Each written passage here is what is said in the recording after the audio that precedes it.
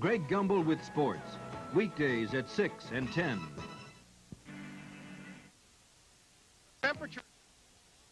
The performances of some players and teams. George Brett has not been in the lineup this week. He's halted at 396. Meanwhile, Earl Weaver's temper's a bit on edge. His Orioles have done a nosedive and now find themselves 4 back. But even as the races heat up, the rookies are outstanding. Bill Gullickson with a record-setting effort, 18 strikeouts against the Cubs in the National League, while over in the American League, Joe Charbonneau has them singing the praises of the Rookie of the Year in Cleveland. We'll have all 4 stories and more as we prepare for Major League Baseball. NBC Sports presents Major League Baseball, an inside look at baseball and a preview of today's games. Brought to you by Williams Electric Shave. Electric Shave makes your beard stand up for a really close shave. In Montreal, a matchup of National East contenders there. Steve Rogers going against Don Robinson as the Pirates meet the Expos. And here at Fenway Park, it is Tommy John against Mike Torres, the renewal of an old rivalry between the Yankees and the Red Sox. The Collegians have returned to school up in Beantown, and the temperatures are dropping into the low 60s. A crowd of 30,000 or more expected to see the renewal of an old rivalry, the Yankees and the Red Sox, on this September Saturday. Good afternoon, I'm Brian Gumbel. Welcome to Baseball on NBC. We've got our eye on 2 great pennant races today. One going on over in the National East. That one will pit the Expos against the Pirates. This one going on in the American East. The Yankees trying to hold off the Baltimore Orioles down the stretch. It's mid-September. Let's take a check at the standings. We start over in the American East, where the Yankees have opened it up to a 4-game edge over the Baltimore Orioles. In the American West, there is no excitement. Kansas City put it away long ago. They're 17 in front of the A's. Their magic number reduced to just 4. Over in the National West, it is the Dodgers and the Astros neck and neck, with Cincinnati now 3.5 games back. While over in the National East, Montreal on top. Philadelphia is in second place by 2. It's Pittsburgh now trailing by 4.5 as they meet the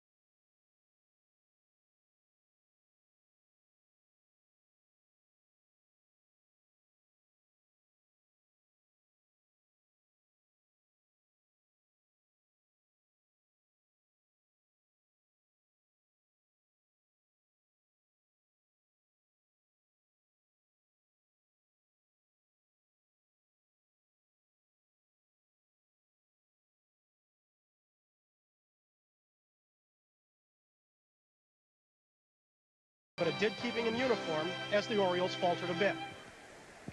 As noted, one of the big pennant races is going on over in the National East, where Montreal now trying to hold off the Pirates and the Phillies, and they intend to do so with some strong young pitching that features some kids. Let's go to Tony Kubek. Tony? Here in Montreal, Quebec, Canada, the Expos have won 9 of their last 11 games. Of those last 8 games, 5 have been shutouts. Scott Sanderson and Bill Gullickson, 2 youngsters, have done an awful lot. And Bill, usually you look for the veterans to take over down the stretch, but you kids have done it. Yeah, we've come through, I think, when we needed a game to win. And as far as, you know, we got older guys in our team who are helping us out. You know, guys like Woody Fryman, Stan Bonson, Freddie Norman. Those guys are sort of helping us out as far as confidence, I think. Do you feel the pressure? There's somewhat of a pressure, but I only feel pressure when I think about losing and how I'm going to lose it. You know, and right now, I'm in somewhat of a groove, so all I'm thinking about is how I'm going to win, and so the pressure's sort of leveled off. All right, thank you, Bill. Scott Sanderson last night might have been the biggest ball game of your career. You shut out the Pirates 1-0, challenging you for this division title. But Tanner came out and tried to rattle you. You said you were cutting the balls. Well, just the inning before that, Dick Williams went out to check, or have the umpires check Rick Roden. It's obvious that he was cutting up the balls. Every foul ball we got back in the dugout, there was big gash marks in it, and so Dick thought he'd put a stop to it. And so Chuck came out, and he kind of made a farce out of the whole deal. So, yeah, he was trying to rattle me. Well, you handled it very well, our thanks. Bill Gullickson, Scott Sanderson. Right now, let's go to Fenway Park, Boston. Back to Brian Gumbel. Okay, Tony K, thank you much. A couple of other notes before we step aside for a moment. Rick Langford last night pitched his 22nd straight complete game, gave him 25 for the year. That is the most in 76 years. Bill Russell of the Dodgers broke a finger. He is out for the season. And Mark Fidrich, the Bird in Detroit, his shoulder is acting up once again.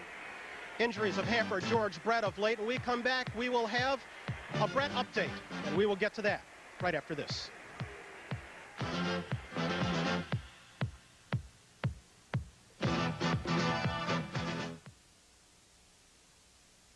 I'm going to start shaving.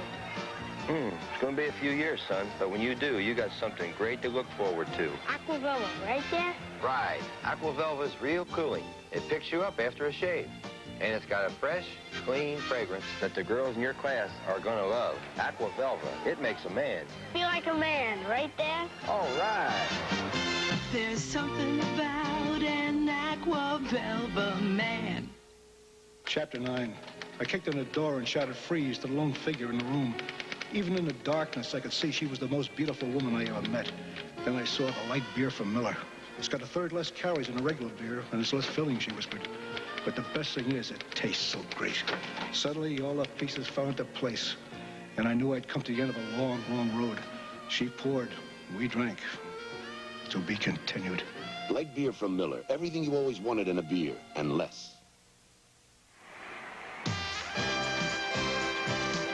This George Brett update is brought to you by Fram, makers of oil, air, and fuel filters, windshield wipers, and Autolite spark plugs. Not since Ted Williams in 1941 has a man managed to hit 400. George Brett trying to become that man, trying to become the 9th man to hit that level in the 20th century, having his problems. Been out all this week with injuries. It's been an injury-filled year for George. Back on April 25th, he bruised his heel going into second, missed a bunch of games. Then came the All-Star game. He was voted in as the starting third baseman, but wound up sitting on the sidelines. He had a .247 average back on May 21st. But it was after the All-Star game that he came storming back, proceeded to tear up the American League. He hit in 30 straight games. During that hitting streak, he batted .467. And then on August 24th, Brett reached the elusive 400 mark for the first time, getting it up to as high as .409 after a 5-for-5 day. How hot has he been? In 101 games, 155 hits. But now he is stalled at .396, and George Brett has just 20 games left to become the man to step into the shoes of Ted Williams. Son, I'm giving you my old car, but I'm not going to give you the money for big repair bills. You can look after it right like I did. Change the oil and put in a new Fram oil filter when you're supposed to, or you can neglect it. A new Fram oil filter is about $5. A new engine, maybe $500. But the choice is yours. You can pay now or pay later.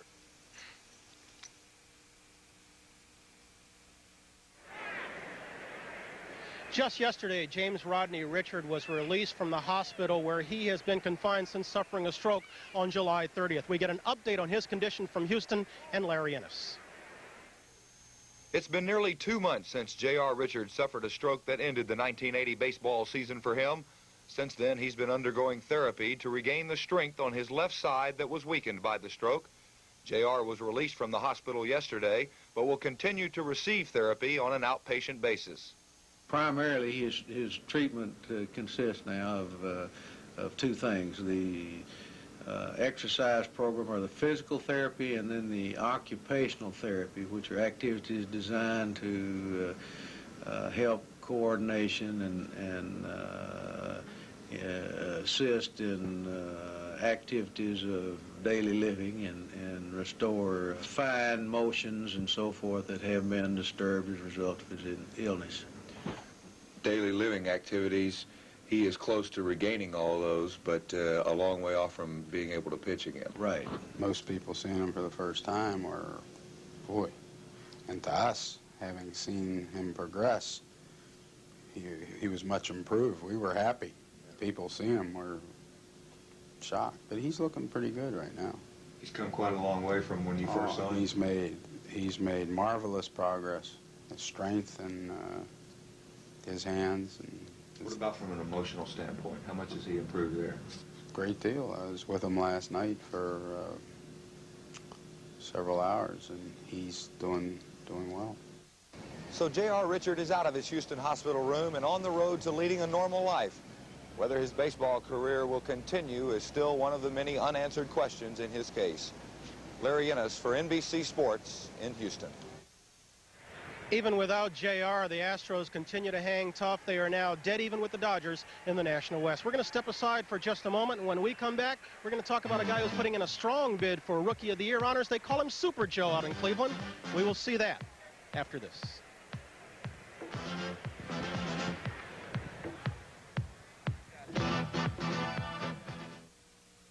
I know, you're not getting a terrific shave from your electric razor.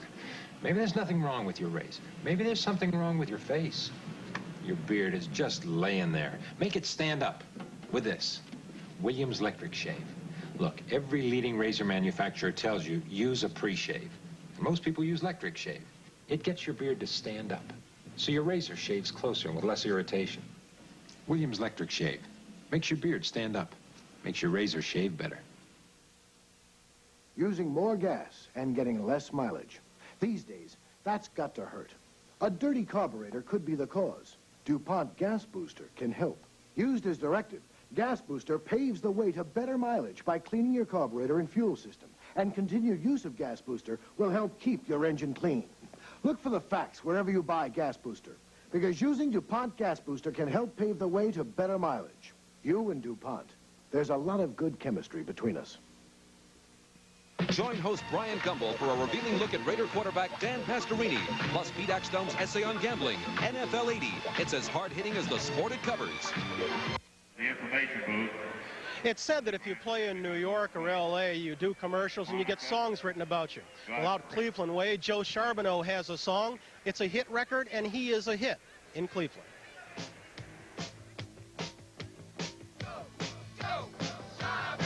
It's a punk rock record, and I'm a punk rock baseball player.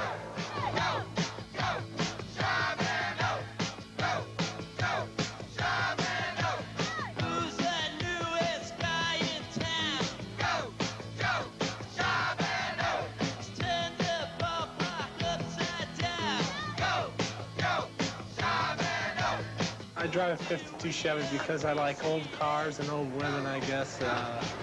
They're both great. I was born in '54, so I wanted to get something a little older than me to make me feel young. Go, go, Charbonneau. Go, go, Charbonneau.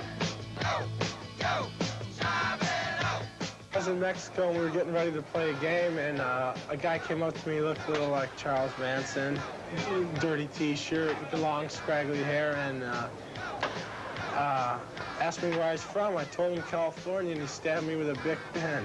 Who's the one to keep our hopes alive? Go, go, Charbonneau.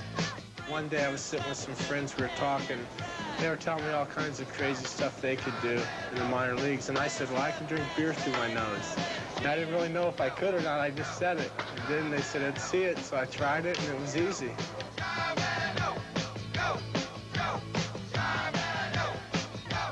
I can either drink it through a straw through my nose or just tip the can up to my nose and chug it.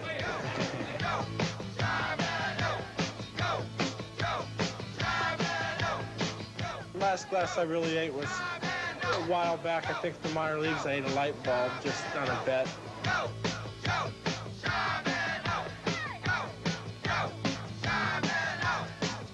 I enjoy my cowboy hats. I have two of them. I think this is my new favorite hat. It was given to me by a friend, Danny McHugh, who bought it in Chicago for me. And since he's bought this hat, I've hit 6 home runs. So it's my good luck hat now.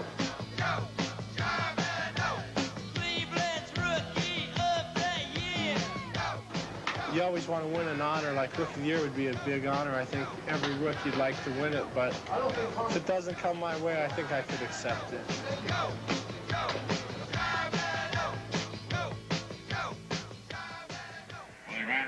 Super Joe. The people in Cleveland may say Britt who, but for sure, Britt Burns of the White Sox, Joe Charbonneau of the Indians have turned it into a two-man race for American League Rookie of the Year honors. We've got baseball to come. It's the Pirates and the Expos, the Yankees and the Red Sox. The executive producer of NBC Sports is Don Ohlmeyer. Today's pregame show was produced by David Stern. Our director, John Gonzalez.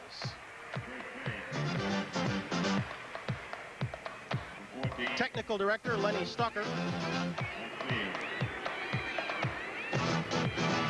And our associate director, Bob Caminiti. Less than a month left of the season. We've got the best in baseball here on NBC. It's the Pirates and the Expos. That'll be Rogers against Robinson, the Yankees and the Red Sox, Tommy John against Mike Torres. I'm Brian Gumbel. Thanks for joining us. Now stay tuned for baseball on NBC. Experience the spectacle of James Clavell's Shogun. Blackthorn, the shipwrecked English sea captain called Anjin-san. Toranaga, the warlord plotting to become Shogun, supreme military dictator. Mariko, the beautiful noblewoman who dares death to become Blackthorn's lover. Experience Shogun. Shogun the Week starts Monday night on NBC.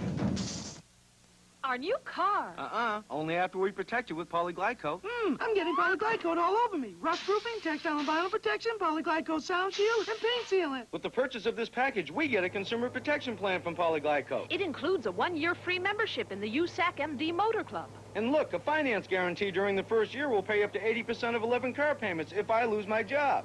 Polyglyco Consumer Protection Plan, available at new car dealers everywhere. Call this toll-free number for the dealers nearest you. Yes, sirree. Them Daltons had Jesse and the gang trapped. Now, old Jesse had a way out. Of course, it worked much to the gang's liking, but Jesse had some Stroh's beer, and he knowed his gang would follow that Stroh's beer anywhere. Well, them boys got clean away. Now, you may not believe this here tale, unless, of course, you drink Stroh's beer. Shogun the Week begins Monday, September 15th on Channel 5. This is Dick Williams, the manager of the first-place Montreal Expos. A lot of you people in the States probably haven't heard too much about us.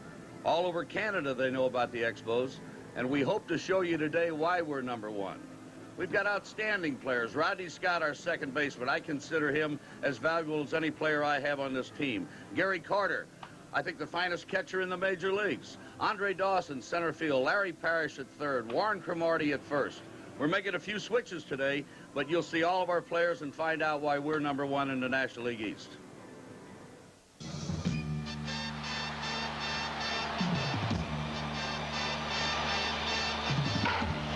NBC Sports presents Major League Baseball Game of the Week. Today from Olympic Stadium, Montreal, it's the Pittsburgh Pirates against the Montreal Expos. The Game of the Week is brought to you by Light Beer. Everything you always wanted in a beer and less. And by Menon. Menon products take care of people who take care of themselves. And by Ford and your Ford dealers, who bring you the better idea cars and trucks for the 80s. And by Pepsi-Cola and your local Pepsi-Cola bottler, who invite you to catch that Pepsi spirit.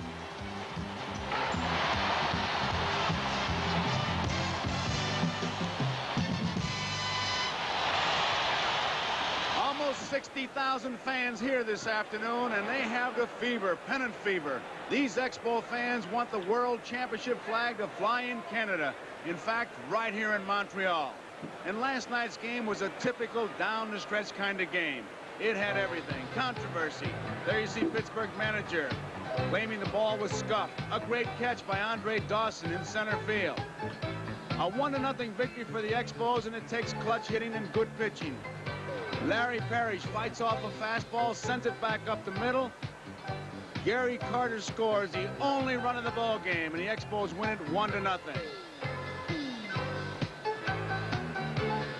And as you would expect, a happy Expo team. Scott Sanderson, Gary Carter.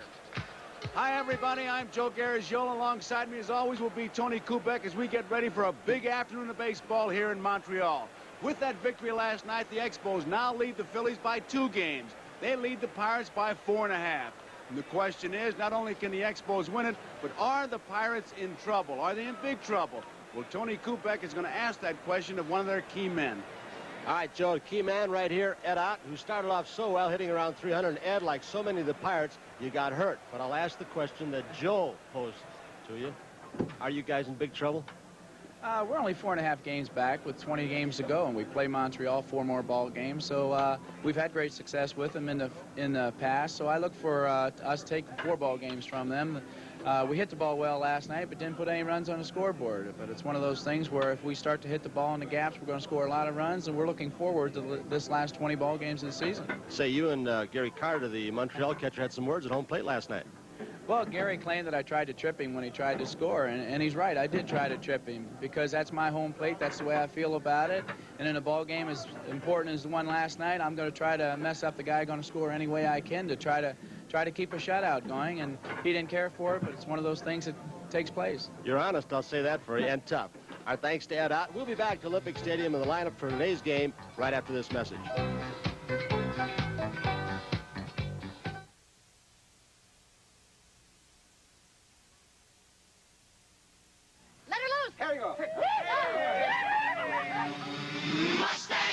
Break away from the commonplace. Mustang's a whole new breed of small car. A sleek, sure-footed thoroughbred that puts the kicks back in driving. Mustang, a world of high gas mileage. Mileage you might only expect from a boxy little car. Mustang! It's one fine animal. Ford Mustang, America's most popular sports car. Me, I take care of myself. Here and here. That's why I use Skin Bracer from Menon. It's for men who take care of their skin every day. You have to. Shaving is rough. Skin Bracer tightens your pores. That's the tingle. It refreshes your skin and smooths it. Hey, it's not cologne. It's skin care that feels good. You need that after shaving. You smell terrific. Thanks. I needed that. Menon Skin Bracer takes care of men who take care of their skin. Allstate challenges you. Find your homeowner's insurance policy, then bring it in and compare. I personally accept Allstate's challenge. Because all homeowners insurance is not alike. Allstate could show you ways to get more for your money. Allstate's thrown us a challenge. Keep looking.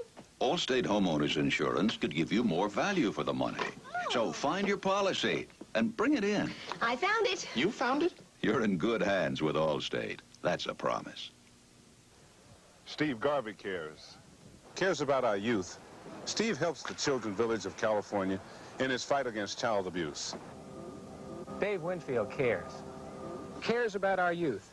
His Winfield Pavilions give kids a chance to catch baseball fever. Willie Stargell cares about our youth. Willie raises millions of dollars in his fight against sickle cell anemia. Baseball cares.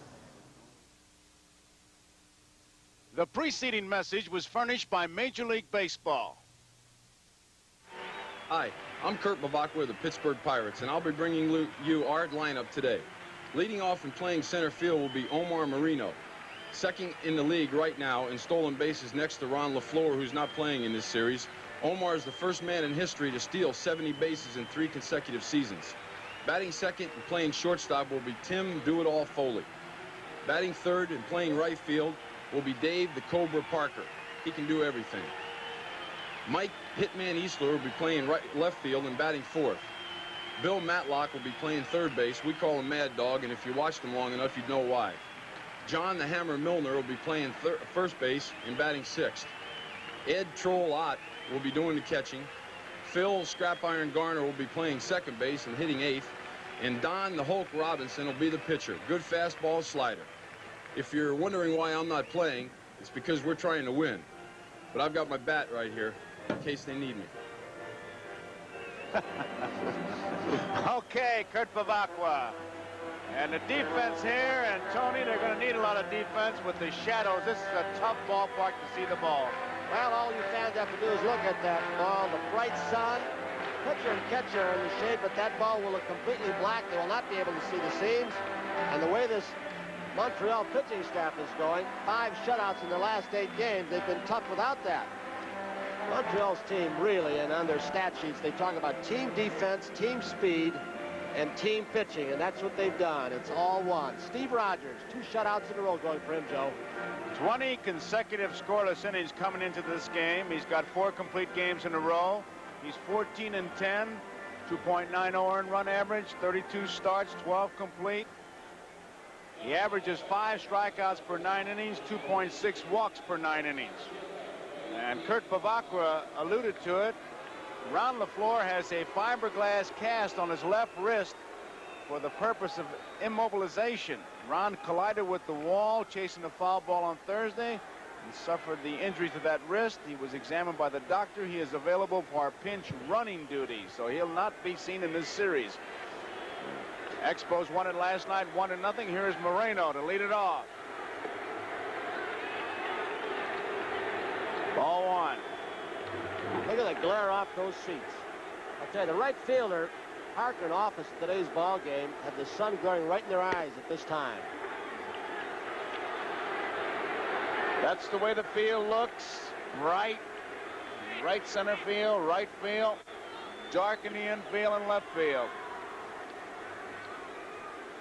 That's what Moreno sees. He's looking into the shadow, sunny backdrop. That's a foul ball. 2 balls and 1 strike to count. And that was an excellent shot from our low home plate camera, because that's about what the hitter sees. You figure that ball's coming at you in the high 80s, changes speeds, moving on the ball, curves, sliders, and Rogers has excellent control. You can't pick up the seams, you got a problem. And boy, it's just pitch black, that ball. Foley on deck.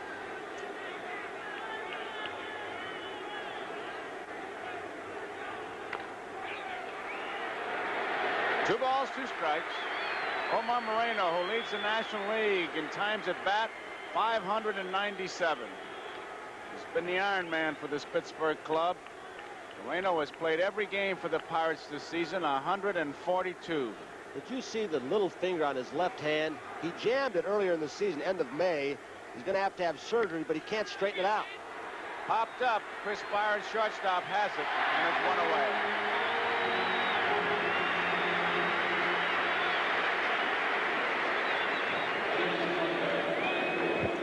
One out, and the batter is Tim Foley. Dave Parker, the on-deck man. Steve Rogers, the man on the mound, as we look at Foley for the Expos, is the guy that Tommy Lasorda said 2 years ago, and Tommy may have overstated it, but he's close, is the best pitcher in baseball. But he's had bad second halves in 78 and 79, but not this year. 1 strike to count on Foley. This crowd, they had some 56,992 yesterday, about the same here, maybe a little more. Tomorrow they're sold out. It holds 60,000 plus. 1 ball and 1 strike. They are really all excited here. Well, whether it's true or not, I don't know, but they say that the CFL, Canadian Football League, attendance in this ballpark, because of baseball and the interest there, that the attendance is down considerably. 1-1 pitch. Ground ball. Scott, 2 outs.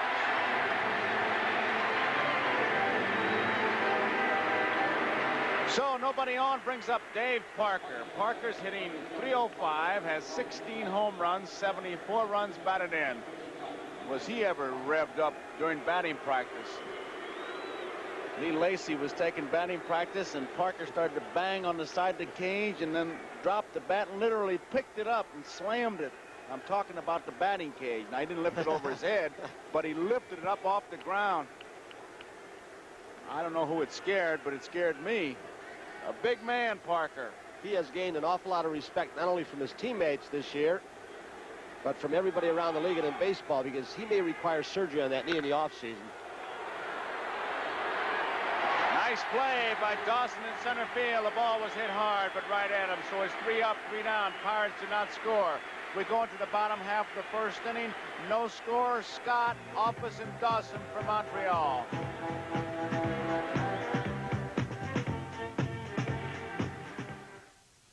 Hold it. Hey, guys. All right, stop fooling around. Calm down. Hold it down. I mean, this is the first Light Bay alumni picture, okay? A little respect. All right, everybody here? Everybody who is somebody. Oh, very clever. All right, smile, will you? Knock it off, Billy. You need this job. Are you guys ready? Hold it. Hold it. Stay like that. Hold it. Now, just be yourselves. Calm down, calm down. Hold it. Light beer from Miller. Everything you always wanted in a beer, and less. A bright red fire truck, a blue calliope, a yellow moon, a pink balloon, a golden Dixie jamboree. Yes, America's true colors come through on GE. GE TV brings you America's true colors, vivid and lifelike. And with GE's special VIR2 circuit, the color is automatically adjusted. Yes, America's true colors come through on GE. GE, we bring good things to life. Hello, everybody. Welcome to NBC's Game of the Week. We got a good one for you this afternoon between the Pittsburgh Pirates and yours truly, the Montreal Expos. I've asked NBC to let me do the lineup this afternoon, and here it is. Leading off, playing second base, is Rodney Cool Breeze Scott. He's so cool, he even smokes cools. Batting second, playing right field for the injured Ellis Valentine, is Rolling Office. Batting third this afternoon will be Andre Dawson, most underrated center fielder in the game today. Batting fourth, playing first base, is Willie Montanez. Batting fifth and doing the catching this afternoon is Gary Tease Carter. Batting sixth this afternoon and playing left field, yours truly, Warren Cromartie. Batting seventh, playing third base, Larry Billy Joel Parrish. Batting eighth this afternoon, playing shortstop, is Chris Spire. And pitches this afternoon is Steve Rogers with a record of 14-10. Before we go, I'd like to say hello to my mother and father and watching the rest of my family in Miami, Florida. Back to you, Tony. I don't want it, Warren. You take it, Joe. Well, you can do the defense. He threw it to you. All right. Pirate defense, as we look at that sun and that shadow, making it tough to hit. Don Robinson is the man on the mound for the Pirates. Left field, Mike Easler. Center field be Moreno, of course. Parker in right field. Third base, Bill Madlock. Shortstop, Tim Foley. Phil Gardner at second. The hammer, Milner is at first base. Ott the catcher, Robinson the pitcher. Don Robinson, he'll be facing Rodney Scott. Scott hitting .234, no home runs, 38 runs batted in. Dick Williams calls him the most valuable player on his team and says he is the best .235 hitter in baseball. He'll be 27 years old in October. Born in Indianapolis, now lives in Indianapolis. Stayed right there. Ball one. Scott spent some time in the Oakland organization, then the Cubs, played about a half a season there. He's really fitting to this lineup. One ball to count. Two balls. Scott came over from the Chicago Cubs with outfielder Jerry White for the contract of outfielder Sam Mejias in 1978. 2 balls, no strikes. Don Robinson. There's his strike. One of the things that Dick Williams, the manager, wanted to go along with his young pitching staff was to strengthen the left or the right side of his infield. With Scott and Montañez there and Cromartie most of the year, he's done it. Center field, Moreno going back. He's there. So there's one away. Moreno, as Tony has mentioned many, many times, plays a very shallow center field, but he can back pedal. It's got to be a little tough, too, Joe, picking the ball off the bat for these outfielders. Coming out of the shade into the sun. He, like Gary Maddox, just outruns the baseball. So one away. And Rolling Office is the hitter. Playing for Valentine. Valentine's had, seemed like a pinched nerve in his right hip. He's been out quite a while. And of course, Valentine was out because he was hitting a cheekbone earlier this year. Chopper, Robinson will take it himself in time. So they're 2 up and 2 down. 2 quick outs. Here it is from center field. Robinson with a good slider. That looked like a little sinker that he just beat down in front of home plate. He got off the mound for a big guy pretty well because off his runs. We saw Don Robinson at the end of last year. We must have seen him pitch about 4 times, Joe. He won a game in the World Series, won in the Championship Series. And boy, down the stretch, he was really tough. And he had that torn muscle in the back of his shoulder, his pitching shoulder, and he pitched right through it. He was a tough pitcher for him. Oh, we overly use the word sometimes tough competitor, but boy, that guy out there is. Dawson's the batter. Low ball one out, didn't see it. Robinson is 5-8 on the year with a 4.32 earned run average. Average is 5.4 strikeouts per 9 innings. As far as 1980 is concerned, that's what he did in 1979. 2.6 walks per 9 innings. It's 4 in 1 lifetime against the Expos. Center field. Coming in fast, Moreno. He's there. He makes the play. I tell you, even up here, you hesitate because it's very difficult to pick up the ball with the shadows. So at the end of 1 complete inning, no score. Easler, Madlock, and Milner for the Pirates in the second.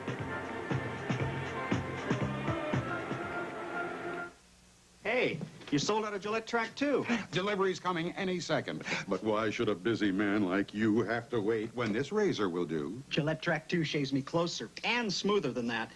I'll wait. These'll fit your Track 2 handle. I know what I'm getting with Track 2 twin blades, but those, I'll wait. But to guys who use Gillette Track 2, no other blade will do. Track 2? We'll wait. Gillette, when it comes to shaving, we give you the edge. Right Guard knows a man sweats more than a woman. That's why a man needs Right Guard. Right Guard has a male effectiveness formula. A formula so strong, more men count on it to help stop perspiration odor every day. Right Guard knows there's a difference between you. Men perspire more. And that's what Right Guard's for. Hello, insurance company. Look, one of my trees just fell in my living room. Yes, and I'd like to speak to the agent who sold me my policy. What do you mean he doesn't handle claims? Look, my name, all you want is my policy number. My policy. He should have gone to an independent insurance agent. He not only sells insurance, he helps you collect when you have a claim. Look for the big I symbol. Your independent agent. Treat you like a person, not a number. Honey, tell him the number's under a branch. Thursday on Games People Play, round 2 of the toughest bouncers. Some amazing foul ball catches and a football coach who won a battle on and off the field. Games People Play Thursday. Mike Easler leads it off here in the second, no score. Let's take a look at what happened in the major leagues yesterday. Montreal beat Pittsburg 1-0. Scott Sanderson, the 5-hitter. St. Louis beat the Phillies, a doubleheader, 7-4 and 5-0. In that first game, Leon Durham had a grand slammer. There's a ball. Vukovic was the winner. Dodgers 5, Cincinnati 2. Sutton's now 11-4. Reds are 3.5 back. Bill Russell broke a finger. He's out for the year. Used to be San Francisco 5-3. So Astros and Dodgers both at 80 wins and 60 losses. 2 balls and no strikes. Atlanta 6, San Diego 2. Braves snapped Padres' 7-game winning streak. Cubs beat the Mets 10-5, 14 innings, 13 straight loss for the Mets. Kingman hit his 15th home run. It's out of play, 2 balls and a strike. Yankees beat Boston 4-2. Jackson 37th home run. Rudy May, and what a year he's having, 14-5. The winner, Gossige's 27th save. Yankees have won 11 out of the last 12. Toronto beat Baltimore 7-5. 2-1 pitch to Easler. 3-1. Toronto snapped the Orioles' 5-game winning streak. Baltimore now 4 behind the Yankees. Flanagan was the loser. Oakland 9, Kansas City 5. Langford pitched his 22nd consecutive complete game. He's completed every game pitched since May 18th. He's 16-11. Foul ball. Brett missed his 6th consecutive game. California beat Texas 8-4. Detroit 6, Cleveland 3. And Mark Fidrich had to leave the game in the first inning after pitching. There's Willie Stargell. I'm sure you recognize him. Fidrich had a soreness in his right arm. He only pitched to 2 batters, and he had to leave. White Sox beat Minnesota 5-3. Farmer had his 26th save. Out of play. Milwaukee 7, Seattle 1. Thomas 34th home run. Yount 21st home run. And George Steinbrenner's in the news again. Uncle George blasted Toronto, saying they didn't use their best pitchers against Baltimore. Peter Bavasi of Toronto wants a public apology. And so the soap opera continues. 3-2 pitch. Foul back. No score. I guess George is mad because Bobby Maddox pitched Paul Mirabella the first game of the series against Baltimore. In an expansion club, you don't have that much to work with. And I'm not knocking Mirabella. He was just called up from the minor leagues. But I think it's ridiculous when you're down sitting several thousand miles away to criticize somebody's pitching rotation. They want an investigation. Right field. Way back. Office. Near the wall. And way back. Home run. Mike Easler hits his 19th home run of the year. And here's a fellow at the beginning of the year would have been happy to just get 20 times at bat. And that Pirate bench is really a reception committee as they wait for Easler to come back to the bench. He's giving them a 1-0 lead.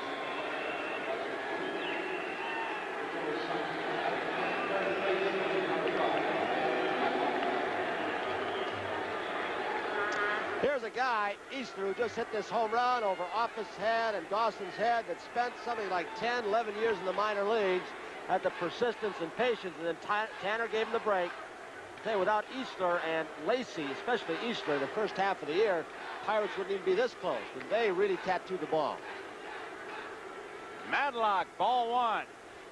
Mike Easler leads the Pirates with 19 home runs, and 11 of those 19 home runs have come on the road. 1-0, Pittsburgh leading. Didn't get it. 1 ball and 1 strike on Bill Madlock. Madlock hitting .269, 8 home runs, 43 runs batted in. Rogers, easy play. Madlock is out. Joe, in 11 games in the month of September, the Expos pitching staff had not allowed a home run. 12th game, that's the first home run. Well, Willie Stargell, you saw him a while ago sitting on the bench smiling, but this ball club misses him. Everybody has told you that. Since he's been DL'd, they've been 7-17. Let's just Well, Willie was checked by the doctor the other day, and they said that it'll be about 2 weeks before he can think about batting again. He's trying to strengthen his leg that he hurt by lifting weights. And hopefully that we have Willie ready for the playoffs, because we sure can use his big bat in our lineup at that time. Well, there he is, checking his F5-6. The day he was placed on the disabled list, the Pirates were 2 games ahead of Montreal, first place. You'd think you were watching the camera commercial. There's Stargell taking the picture, and one of his teammates, I can't make out who it is, taking a picture of Stargell taking the picture. You think that club is not loose? Milner bounced out unassisted to Montanez. It brings up Ed Ott. Ott hitting .272, 7 home runs, 38 runs batted in. He's been having his problems at the plate. A tough battler, this guy. Takes it high and inside. It's ball one. He's been playing with torn ligaments in his right foot. He jammed it going back to the fence for a pop foul, Joe. He can't pivot, but he was right at 300 before he had that injury. 2 balls and no strikes. You know, Joe, talking about this Pirate ball club, they're still an excellent ball club, but they are so hurt. It would seem almost impossible for them to be able to come back with Parker playing half speed. Stargell probably out. Foley's been hurt. Ott's hurt. Jacoby has not been pitching well. 2 balls and 1 strike to count, 2 outs, 1 run is in. Ed Ott has dropped 31 points on his average since August 1st. He went from 303 to 272. That's the kind of a slump he's been in. 2 balls and 2 strikes now. 2 outs. Mike Easler's given the Pirates a lead with a home run here in the top of the second. His 19th of the year. That was the first run given up by Rogers in 21 innings. Off the handle, short center field. Everybody going out, coming in. Dawson, he makes the play. He covered a lot of ground. Nice play by Dawson. So that ends the top of the second inning, but the Pirates take the lead on a home run by Easler. It's 1-0 in the bottom of the second. Montanez, Carter, and Cromartie for the Expos.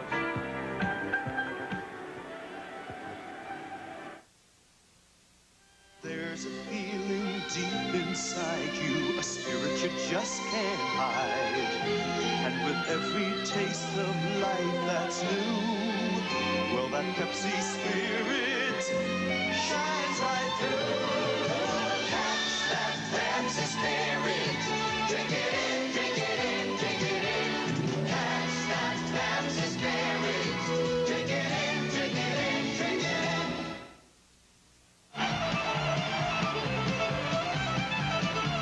When our band's cooking, the music smokes. But not me, because like a lot of my friends, I use Skoal smokeless tobacco. I just take a pinch of that good-tasting wintergreen flavored Skoal between my cheek and gum, and it gives me real tobacco pleasure without ever lighting up.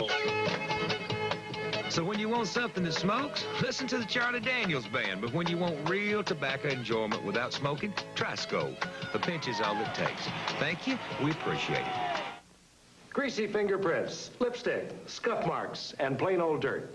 It's a real challenge to regular interior flat wall paint, but to Dutch Boy Super Latex Flat Enamel, it's child's play, and we're going to prove it. Go get it, guys. Dutch Boy doesn't absorb stains, and it's tough enough to really scrub. No streaks, no stains, just fresh and clean.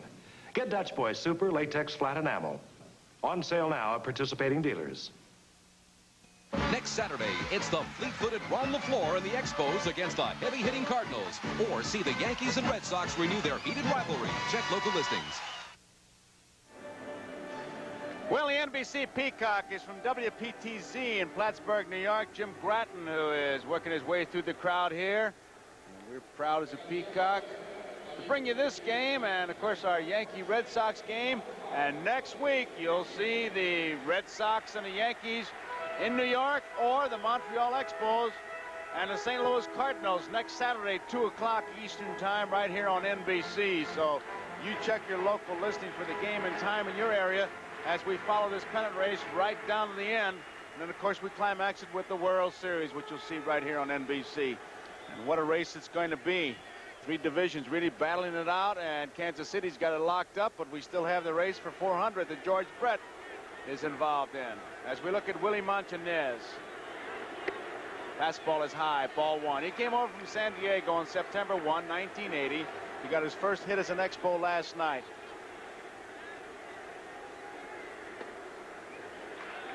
Two balls and no strikes. He's one of those guys who is fun to watch play. You can call him a hot dog, call him what you want, and that's a Williamson. When I didn't have him, he was a hot dog. Now that I've got him, I know what he means to a ball club. He's a good fielder. He can hit a ball out for you at times. Used to be a pretty good runner, too. But he can really put it on, can he? Oh, and he catches pop flies. We'll show you if he gets the opportunity today. He lines it foul. He flips that bat like a baton. He got a base hit last night. He pointed to right field.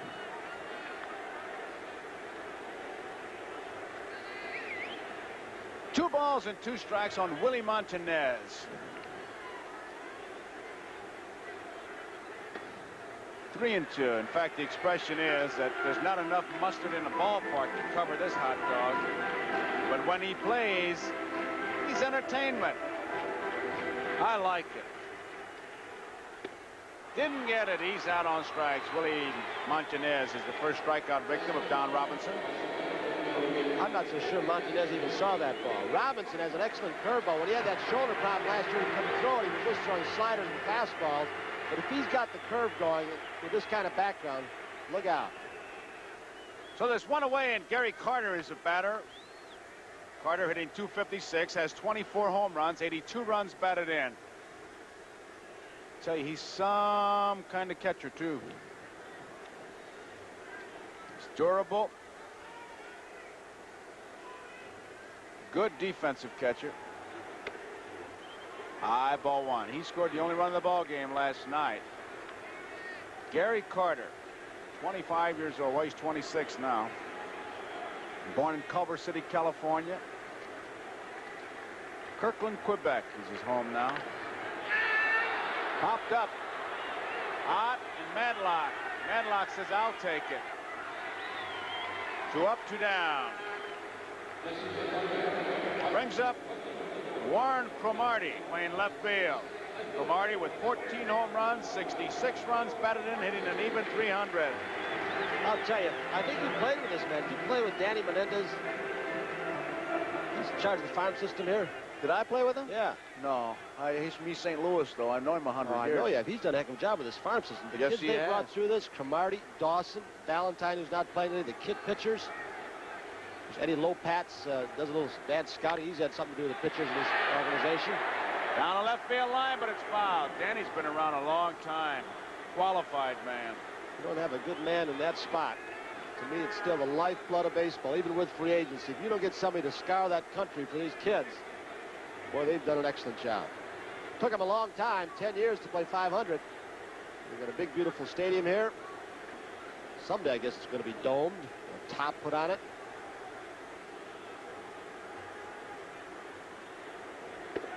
There's a strike. 2 quick strikes. Harry Perry's the on-deck batter. Yankees did not score top of the first. John against Torres. Mets 1, Cubs nothing, end of 2.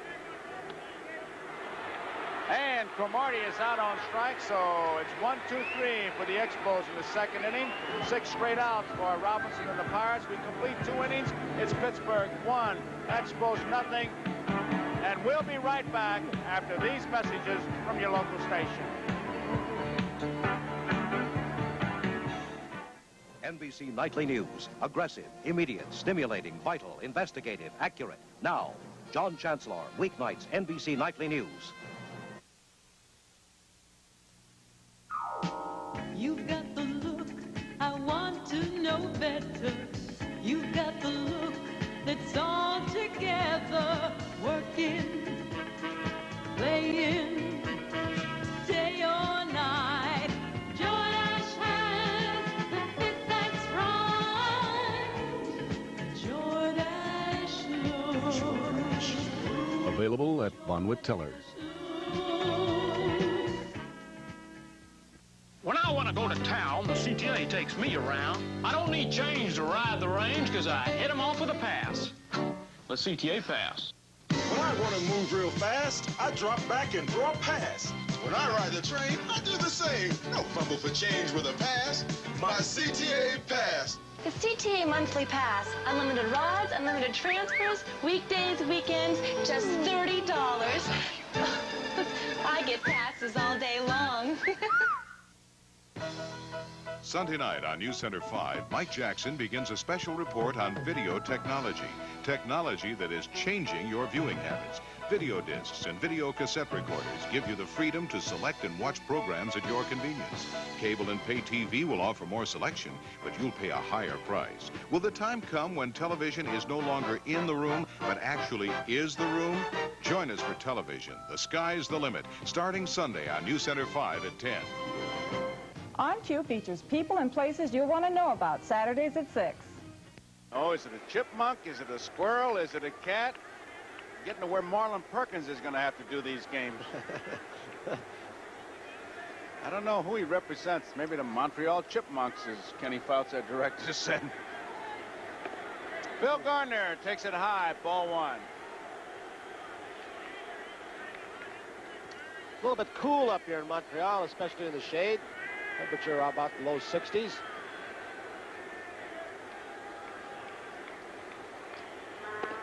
There's the strike. I tell you, one of the real disadvantages of being bald, and about the only one I can think of, is to come from sunny Phoenix, 100 degrees, to Montreal last night. The old knob really got cold. Fastball outside. 2 balls, 1 strike. Yankees, Boston after 1 inning, no score. It's the only disadvantage, huh? That's it.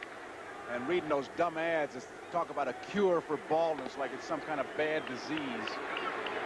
3 balls and 1 strike. Cure for baldness. Made you a couple dollars. Well, it's the only head I got. I'd like to trade it in. That's what I meant. 3-1 pitch. There's the strike. Gardner is hitting the 5 of the last 6 games. 8 for 23 with 4 RBIs, so he's been hot. For the year, he's hitting .261.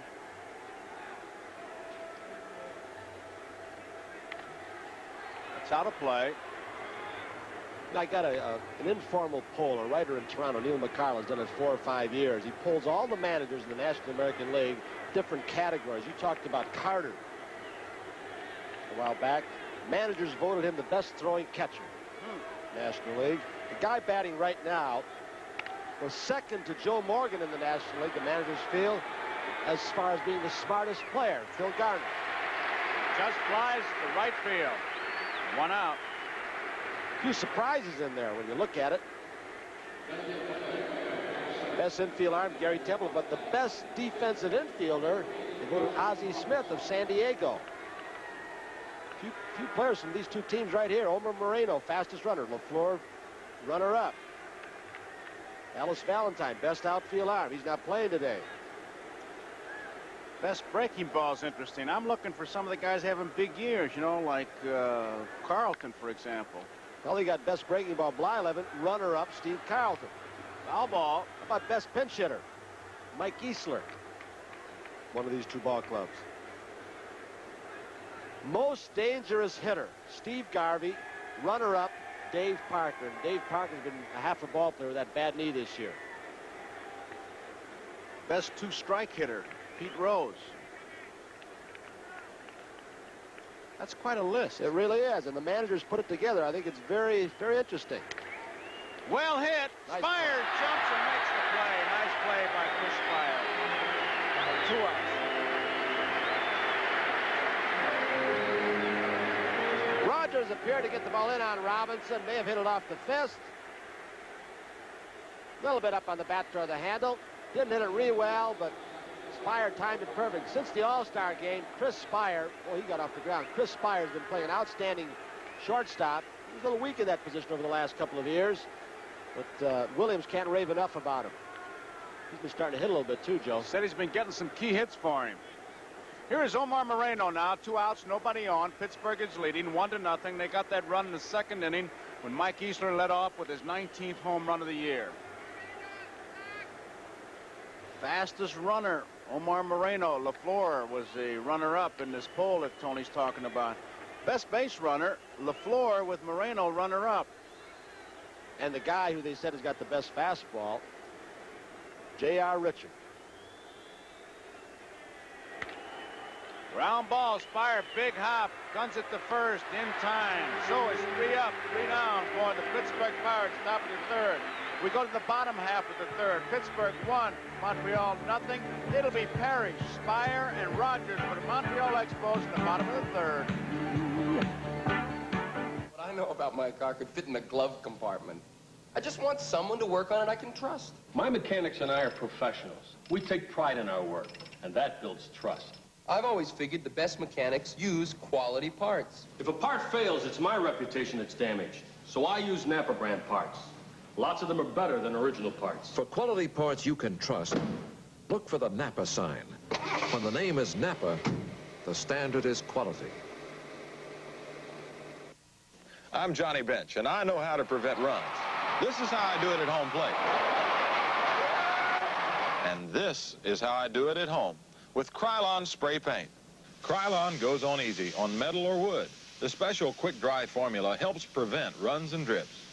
So you get a smooth, professional finish in as little as 2 hours. Johnny, the table looks great. Yep, no runs, no drips, no errors. Krylon, for the do-it-yourself professional finish.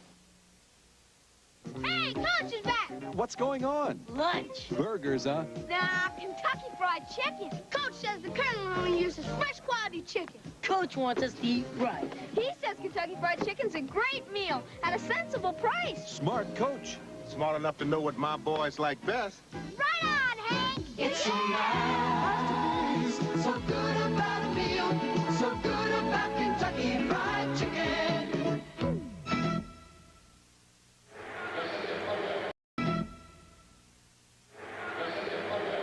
John Kibler, the plate umpire, and he hoped that his mother-in-law, living in Cincinnati, he took a day off to visit her, is getting along well. John going to check the baseball. And while he checks the baseball, let me remind you about the football. NBC Sports will bring you week 2 of the 1980 football season. It starts with NFL 80, and then you'll see the Steelers against the Colts or the Oakland Raiders against the San Diego Chargers. And then we're going to regionalize the country, so you'll see some other regional games, and that's tomorrow on NBC. So you check your local listing for the game and time in your area. We're going to feature Steelers and Colts, Oakland and San Diego. Should be a big afternoon. 1 strike to count on Larry Parrish. Our crew really scatters after these baseball games. Strike 2. Our baseball producer, George Finkel, will head to Baltimore. Kenny Fouts goes to Miami. And Tony goes to Appleton, Wisconsin. Is that where you go? You bet.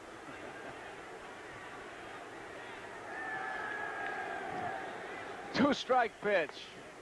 Got him. He must not have seen that ball. He had a real feeble attempt. 3rd strikeout for Robinson. 1 out brings up Chris Spire. We'll pause briefly for station identification. This is the NBC television network. This is WMAQ-TV, Chicago.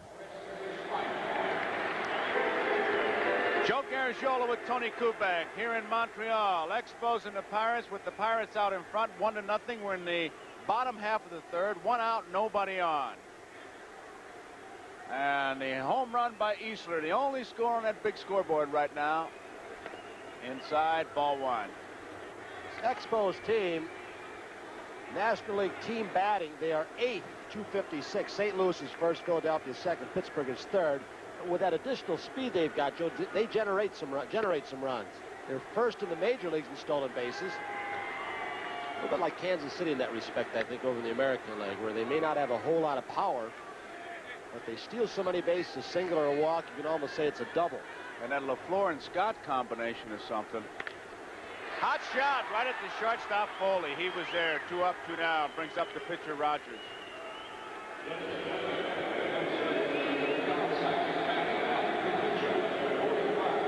Tim Foley, one of the best at positioning himself. He's a step or two slower than many shortstops that you find, but he has such great anticipation. In fact, before that ball was hit, Joe, he had already anticipated and taken a half a step or so to his right. So a faster player who just stood stationary and didn't play the hitter and his pitcher, who played good scientific defense, might have made that a tough play, but Foley's got great experience. The Gene Mock influence. He's given Mock credit so many times. Well, Mock convinced him that not all major league players go to the Hall of Fame. So you play within yourself. Line foul. Rogers, 68 times at bat. There's 12 base hits. Talked a moment ago about LaFleur and Scott. LaFleur, Joel told you, has that cast with a sprained wrist. But LaFleur and Scott, LaFleur with 91, Scott with 58 bases, have combined for more steals than any two teammates in Major League history. They surpassed Brock and McBride. Of course, that was the great year. 74. Brock had 118. We could be in for a record setter this afternoon if Scott could get on and steal a couple bases. You'd have 2 guys stealing 60 or more bases on the same club. 1 ball and 2 strikes to count. Saw Lou in Toronto a couple days ago. He was traveling around for the ball club, Montreal bench. Everybody's asking about base stealing. The 2 kids up there, Garcia and Griffin, the shortstop, second base, were talking to Brock about stealing. He had time for them all. 2 balls and 2 strikes. Well, Maury Wills really started it all, just changed the whole complexion, and Brock came along and really injected enthusiasm and excitement and made it a science. Fouled out a play. Stolen bases, you look at it, National League, LaFleur 91, Moreno 85, Collins 67, Scott 58, Richards 53. And we want to talk about some of the leaders. I tell you, some well-kept secrets. National League hitting leader. Who do you think it is? It's Bill Buckner, 324. That's high. 3 and 2. Templeton, 323. Hernandez, 317. Cruz at 315. Cedeno, 314. McBride, 313. There's his strike. So another 1-2-3 inning, and Robinson has retired the first 9 men that he has faced. We complete 3 innings of baseball here. The score, Pittsburgh 1, Montreal nothing. It'll be Foley, Parker, and Eastman for the Pirates in the 4th. You know, it's amazing how similar we are. We have the same last name. And we both played baseball for the same team. We even drank the same beer, light beer from Miller. And we drink it for the same reason. Light has 1/3 less calories than their regular beer. And it's less filling. But we drink it because it tastes so great. Now, I know we're incredibly alike, but don't be confused. We are not identical twins. I'm at least 2 inches taller than he is. Make beer from Miller. Everything you always wanted in a beer, and less.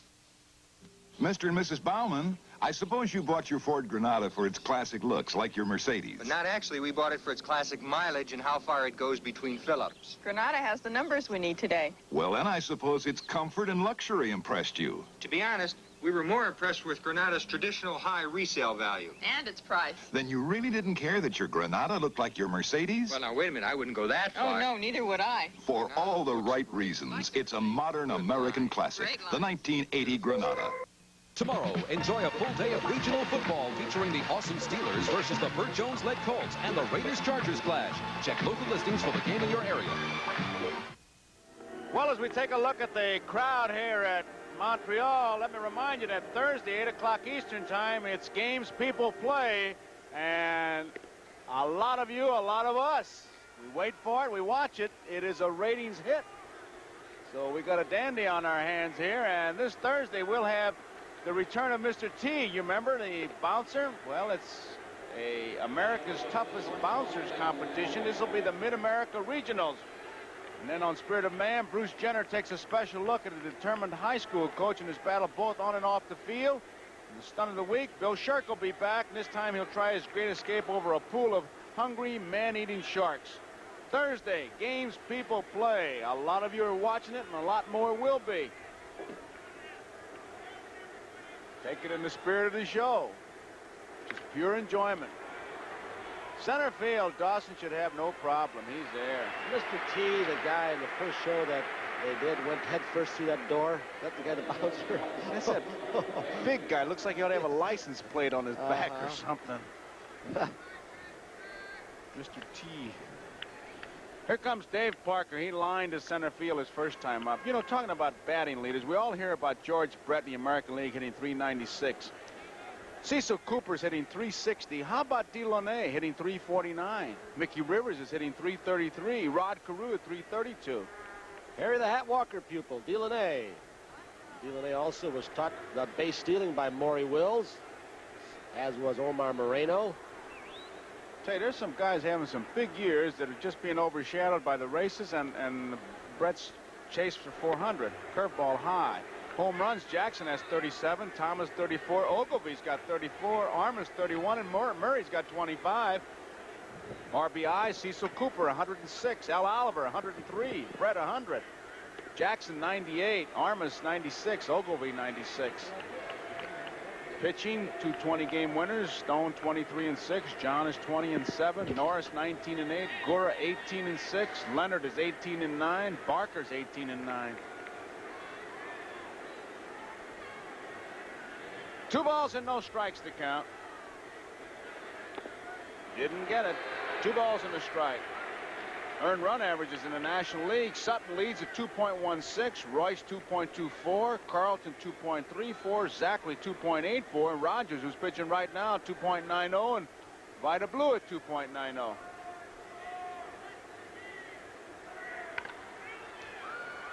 Montanez has it. Flips to Rogers, and Parker is out. After an inning and a half, Yankees Boston, no score. Talking about pitching and ERA, the Montreal Expos are 4th in pitching National League earned run average. Pittsburgh is 6th. Houston leads it, followed by the Dodgers, San Francisco, and Philadelphia. But Montreal recently has moved up. Their staff has been exceptional. End of August, early September. Real tribute, I think, to Galen Cisco, the pitching coach, came over from Kansas City.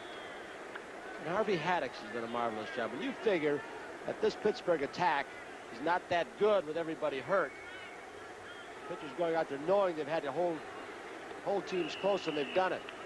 Did it last night, and they lost 1-0. Roden pitched a brilliant game. Ball 1 on Mike Easler. Parker against the Expos hitting .345 going into today's game. Easler .368 going into today's game.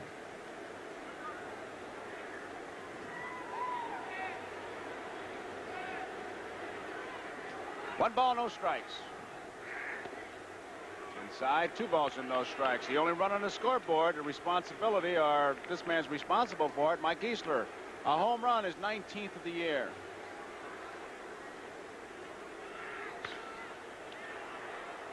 Nice play by Scott. He got it. Beautiful play. So it's 3 up and 3 down. They call him Cool Breeze, and what a play he made. So we go into the bottom of the 4th. 1-0 Pirates over the Expos.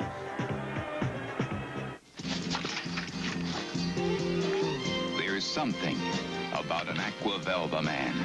My name is Kai Yastrzemski, and I've been playing Major League Ball for a lot of years. I've seen a lot of ball players come and go, and lots of aftershaves too. I've always liked Aquavelva. No fancy perfumes, no fancy prices. Just a good, clean, refreshing fragrance that makes a man smell like a man. Try them all if you want to, but you'll find out. There really is something about an Aquavelva man. Shell Fire and Ice 10W40 motor oil became famous for protection. How about gas mileage? To dramatize average lab test results, we have 2 cars. One with the improved Shell Fire and Ice formula, the other with the old. each with 1 gallon of gas. One car out of gas. The other, with the improved formula, goes 1/3 mile farther. Shell Fire and Ice. Formulated for better gas mileage. That's Pat Hill. She owns the dress shop next to my store. Looks worried about her problem dandruff. I wish she'd ask me. Mr. Owens, which shampoo? Ever tried Tegrin? But can it really work on my itching and flaking? Well, in a national survey, 3 out of 4 dermatologists judged Tegrin's medication effective in fighting even problem dandruff. I'll size it up. Goodbye. How's that problem dandruff? Tegrin's my style, Mr. Owens. Prove it to yourself. Tegrin works. Shogun, the passion. Shogun, the week on NBC. Begins September 15th. We've got an old-fashioned pitcher's battle going on here as our NBC Peacock continues to make his way through the stands, finishing up a big dance. This telecast is presented by authority of Major League Baseball and is intended solely for the private, non-commercial use of our audience. In any publication, reproduction, retransmission, or other use of the pictures, descriptions, and accounts of this game without the express written consent of Major League Baseball is prohibited. After 2 full innings, no score, Yankees in Boston. And here we've got 1 run and only 1 hit in the ball game. That was a home run by Mike Easler. Robinson has retired 9 men in a row. Rogers has allowed only 1 base runner and 1 hit and 1 run and home run by Easler. So we got a real pitcher's battle going here. Baltimore, Toronto, a rain delay. Cleveland 1, Detroit nothing, end of 3. Mets 1, Cubs nothing, end of 2. There's the strike. 2 strikes. Rodney Scott. He flied to center field his first time up.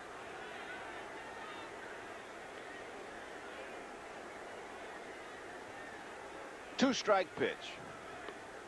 Low. 1 ball, 2 strikes. Speed and defense. That's what Expos ball clubs have been built around, and this guy is really giving it to him. Low, 2-2.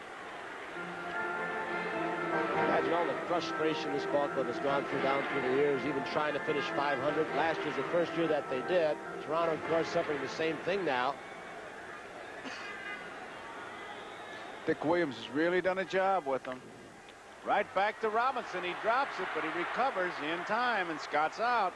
10 men in a row. Here's Williams. Won a pennant for Boston. For Oakland, here's Scott from our center field camera. Not a whole lot of balls have been hit hard in this ball game. You've seen some strikeouts. Robinson has got 4, but you can see how close Scott made that play after just a slight bobble by Robinson. So there's 1 away, nobody on. 1-0 Pittsburgh leading. We're in the bottom of the 4th. Dick Williams looking on, looking for some runs. Office takes a strike on the outside corner. He has 32 hits in his last 91 times at bat. Over 35 games, an average of .352. Rolling Office. 1 ball, 1 strike. Chuck Tanner, they're still the world's champions. Boy, things aren't looking that good for them. They've got to put together a winning streak. They have to do a lot of it with pitching because their offense is really hurting. That's what he talks about. He said, we just got to win these 2, and we got to go over to Philadelphia and do it. Well, they had a meeting, a team meeting that Bill Robinson, one of the team leaders, called 2 days ago. Took the coaches, said, go on out, Tanner, you stay out, and they hashed over things and just said basically, hey, listen, Stargell's gone. Looks like for the rest of the year, so we can't keep saying we're not the same team without Willie. I personally feel, Joe, that as great as Willie Stargell is, the man that they miss most having a complete ball player is the guy in right field, Parker. Because he can hurt you so many more ways. Willie was a steadying influence, that intangible when it gets down to the pennant days, though. Ooh, guy can beat you with his bat, his legs. Give me those tangibles. 3-2 pitch, a Rolling Office. Base hit in the right field. He's on. That's the first base hit of Don Robinson. Office is on. He was signed as a free agent in 1979. He's done quite a job, and he's just given the Expos a base runner. Sinker ball, he got up. Office got the barrel of the bat out in front. Gardner playing him a little bit up the middle, so they've got a runner. He's got pretty good speed. And Dick Williams loves to use it. That's why he's leading the major leagues in steals. Brings up Andre Dawson. Dawson, 26 years old.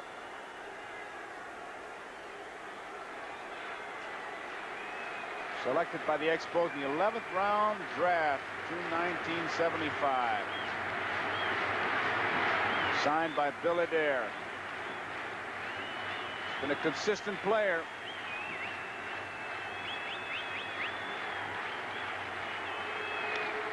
Off the handle. Foley is there. Trapped it. He's got he double throws play. To first. Back. They have to tag What a him. play. No, safe. They're going to have an argument. Here comes Tanner.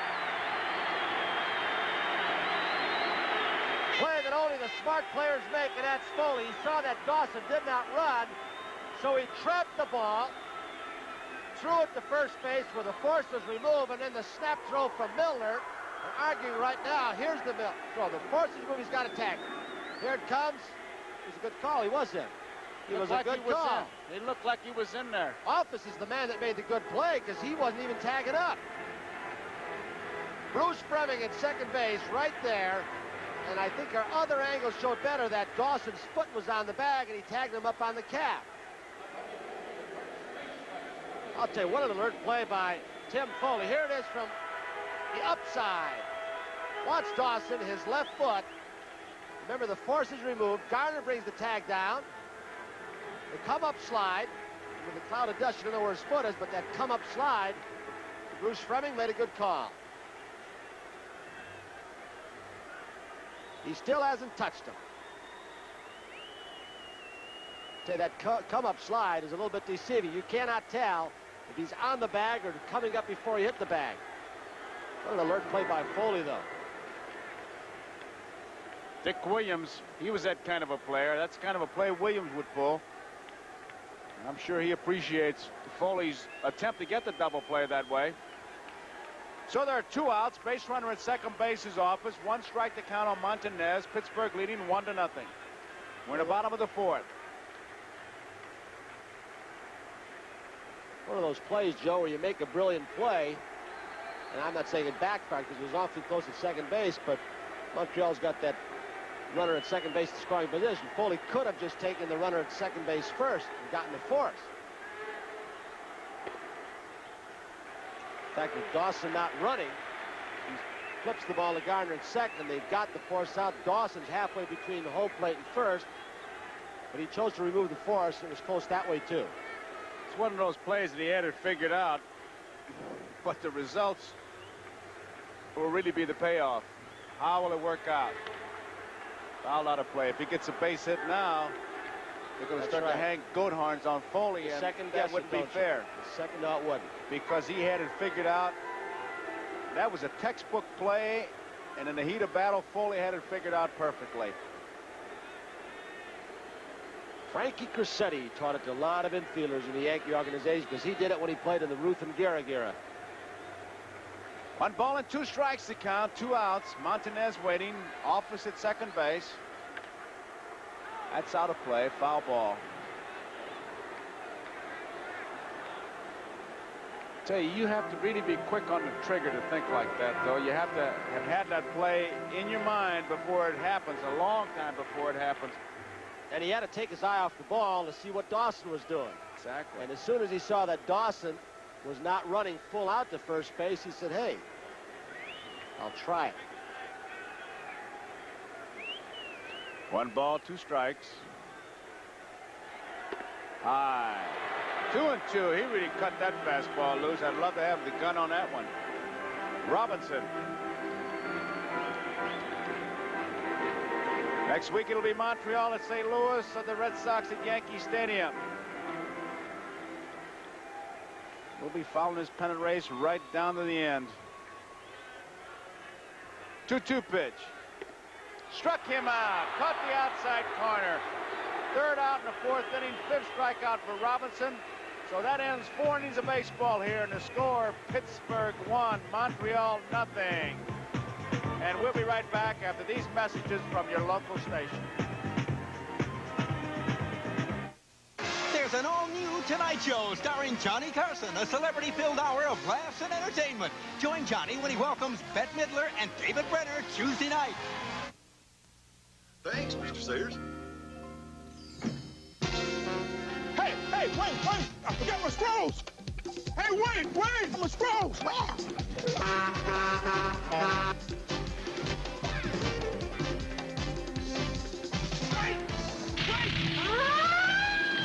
Where's the fire? Can't talk now. Left the straws in that can. Wasn't that Gale Sayers? Couldn't tell, but whoever he was, he's a real beer lover. Beer lover to another Stroh's. Long Chevrolet has spectacular selection. 200 Caprices, 200 Impalas, 300 Malibus. Long Chevrolet has all the cars now. Long has no shortages. Classy Camaros, magnificent Monte Carlos. Beat the new price increase and save. Long has over 1,000 full-size cars available. Spectacular savings, spectacular selection. Plus, Long has 800 Citations and Chevettes in stock now. Immediate delivery. Long Chevrolet, Elmhurst. Shogun, the week begins Monday, September 15th on Channel 5. Round the floor. Left fielder. The Montreal Expos out of the ballgame, and you can see why. Joe told you he jammed his wrist going into the wall. They think they'll keep that soft cast on for a few days. They'll mobilize it, get it off. But he's fourth for a season all-time stolen base. Of course, Brock had 118, Wills had 104, and then Cobb at 96. Beautiful Montreal. An island here in Quebec, Canada. The Olympic Village. Right here, we've got a 1-0 ball game. Rogers against Don Robinson, a pitching duel. The only run, Mike Eastner led off the second inning for the Pirates with a home run. Now it'll be Madlock, Milner, and Ed Ott to face Rogers. We're in the top of the fifth. Madlock grounded out back to Rogers his only time up, and they are really struggling at the bat, Joe. He just tried to chip away at that ball, cut down his swing. Background still not real good. You can see the black under the eyes, the dead in the glare that Madlock has there. 1 strike. Breaking ball, 0-2. Rogers with a good curveball, good slider, throws 2 kinds of fastball, a sinker and one that he'll go cross seams, which will ride or take off. You see the lights are on both decks. He misses the outside corner, 1 ball and 2 strikes. Joe, talking to Chris Spire and Rodney Scott before the ball game, the 2 middle infielders, they said that of all the pitchers they've got, that Rogers is the best to play behind because of his great control. And when the catcher gives a sign, and then the target, you know right where it's going to be. Ground ball left field, base hit for Bill Madlock. So just the 3rd base hit in the ball game, 2 by Pittsburgh. So Madlock leads it off, and they'll bring up John Milner. But as an infielder, if that catcher gives a sign and then gives a target and the pitcher's around it, boy, it makes your job so easy. You can anticipate and get that little bit of an extra jump. That's the key word right there, anticipate. You can't wait for it to happen. You got to move before it does. Rogers facing Milner, who grounded back to him the last time up. Madlock's been having some trouble with his legs at times this year. He's been injured off and on. But he's a base-stealing threat. Doesn't have a real big lead. He's going. Ground ball, Scott. It hits Madlock, he's out. And we will see if they call both runners out, because if it was intentionally, in the umpire's judgment, he could call a double play, but he's not. The ball hit Madlock on a hit-and-run play. He doesn't even see the ball. He never did find that ball, Joe. He never picked it up. On a hit-and-run, he never picked it up off the bat. So Bruce Freming alertly calls him out, but they do not call Milner, the runner out at first base. Quite a few years back, a young man named Eddie Stanky. They changed the rule because of him. A sure double play. He used to let the ball hit him intentionally. Jackie Robinson was the first I ever saw do it. Yeah, Dodgers always used to come up with those plays. 1 out, Milner's on. Ott fouls this one back. So Tanner's got him on the move. Of course, that Stanky had him going to the rule book all the time. He'd get on third base, he'd go to the outfield side, and when the outfielder catches the ball, he'd have 2 or 3 steps, and he'd argue that there's no way I could leave the bag early. They changed the rule because Ted Williams, they used to put the shift, and Stanky would stand around behind second base and wave his arms, and Ted Williams said, hey, you're distracting me. So they put a rule in there, too. 1 strike on Ott with Miller on first base. Pirates lead 1-0. 1-1. There are guys that just sit up at night thinking plays like that. It's like Weaver. The last few days in Detroit and Toronto, he took advantage of, well, there's no rule in the book. So he messed around with the DH rule. 1 ball, 1 strike. Rogers thinks he's going. He steps off.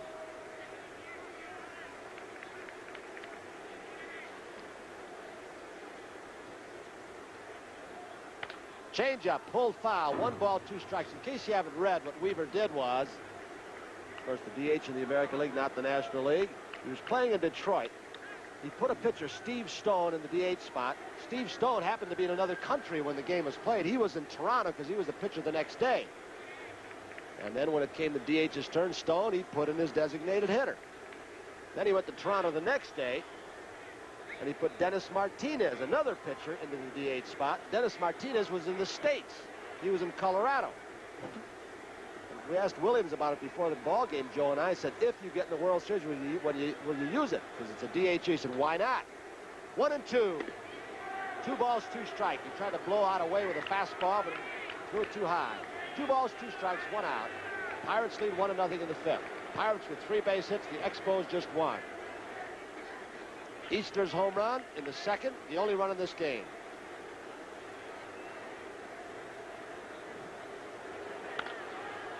Fly ball, right center field. Dawson, Office waves him off. He's got it, out number 2. Now it'll be Phil Garner, who flied to right back in the 3rd inning. Looking down at Joe Lynette, the 3rd base coach. Carter also looking down in that direction, trying to pick up a sign. Dick Williams, like Tanner, has always prided himself in having his coaches, and he does the same thing, trying to steal signs, trying to get the edge. Milner's at first with 2 outs. 1 ball. Dick Williams was a good sign stealer, but the thing he did best, he was the best bench jockey. Oh. Charlie Dressen used to keep him on the bench. Just to Needle jockey. somebody? Oh, could he get after you? Oh. Well, he started it yesterday. There's Williams. He rode and pitched, and he brought those 2 baseballs out and said, look out. Almost got Garner. 2 balls and no strikes. But he brought 2 balls out to the plate umpire. And he said, hey, he's cutting the baseballs. Look at, here they are. But Tanner, Williams did remember that Tanner did it to him last year and started a little home run off Dale Murray. And then it was Tanner's turn to come out and say that the kid, Sanderson, was scuffing up the balls. 2-0. Count goes 3-0. The ball that Tanner used that said that Sanderson was scuffing up was a foul ball that Roden had hit on a left field line. It came back to the bench, and he gave it to the trainer, Tony Butterholm, and he says, use a knife and cut it up a little bit. Uh-oh. You talk about one gamesmanship and one upsmanship. Well, the kid Scott Sanderson said in the pregame show interview that the balls he got when he came out, they were definitely cut up, and he said it had to be Roden. Whether he was or not, I don't know, or who was cutting it up or doctoring the baseball, but a lot of it is done in baseball these days. 3 balls, 1 strike, 2 out. Lynette with a series of signs to Garner, and the runner at first, Milner. 1-0, the Pirates lead in the 5th. He's not going. 3-2, now he'll be going with 2 outs. I think over in Oakland, a guy asked me the other day what I think about that pitching staff. I said that Fowler must have him warming up in a car wash. That ball's coming out wet all the time. They're really doing a job. Art wouldn't do that. Art told us last time out there, he teaches him the dry spitter. You don't touch a seam. The runner's off. Garner goes off after a bad pitch, but pulls it foul. So it'll stay at 3-2 with 2 outs, and Milner will return to first. Dry spitter, huh? Uh-huh. Pirates 1 run, 3 hits, no errors. The Expos, no runs, 1 hit, no errors. Madlock led this inning off with a single, but then when Milner in a hit and run grounded towards Scott, the ball hit Madlock and he was out. went after a bad pitch, but I don't think he saw it. Fly ball center field. Andre Dawson. He's got it, so the Strand Miller, the first base runner, will make it the second strand in this game. We'll go to the bottom of the fifth here in Montreal with a score. The Pirates 1, the Expos nothing.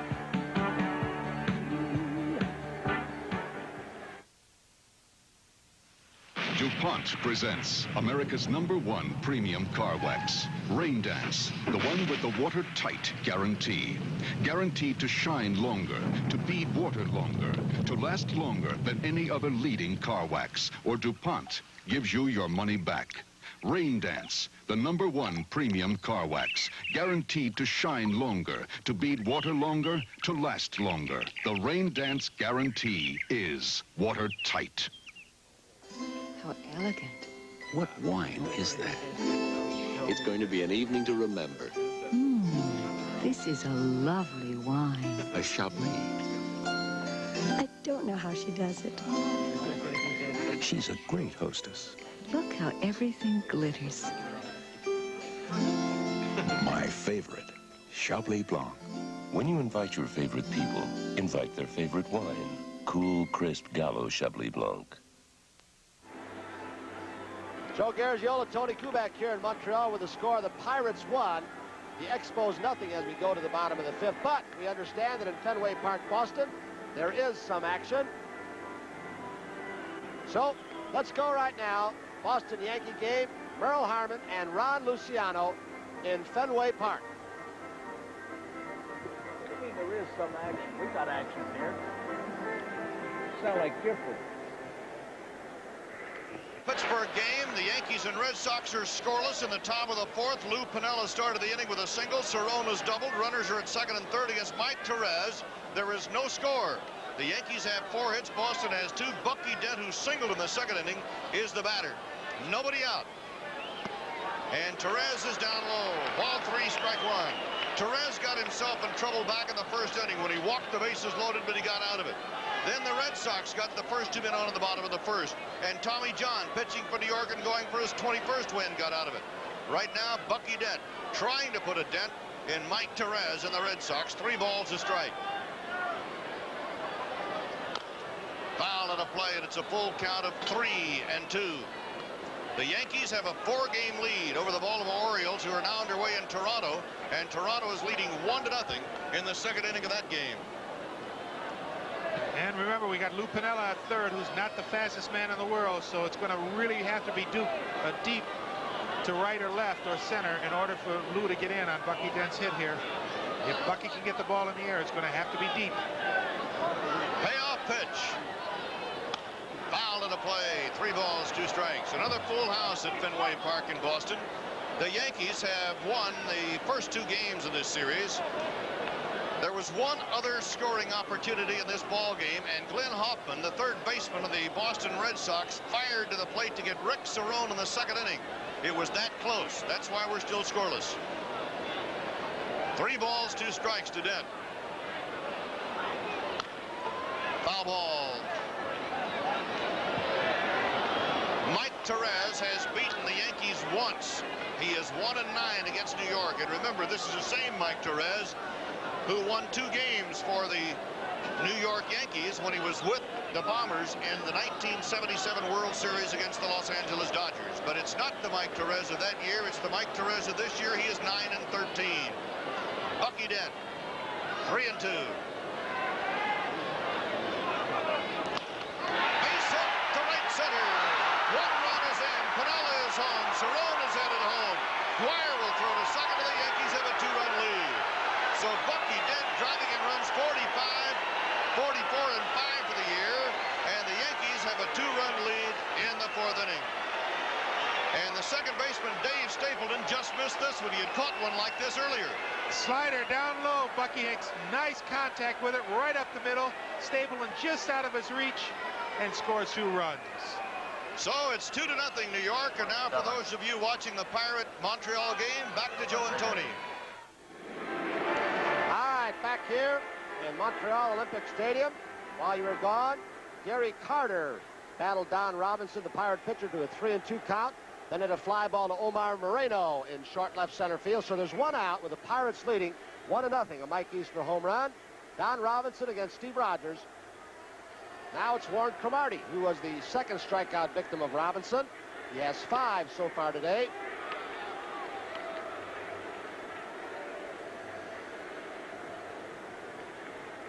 Ed Ott flashing the sign. The home plate umpire, John Kibler. Good sinker. No balls and 2 strikes to Warren Cromartie. He's been playing first base most of the year. In fact, last night's ball game is the first time he moved away from first base and into left field. Little looper, left field. Eastler, oh, he almost misplayed it as the ball started slicing away from him. He was playing Cromartie near the line and then started circling, but there are 2 outs. The ball really started to cut away from him. You see, he made the wrong turn. Now he's got to go back and just barely makes the play in the webbing of the glove.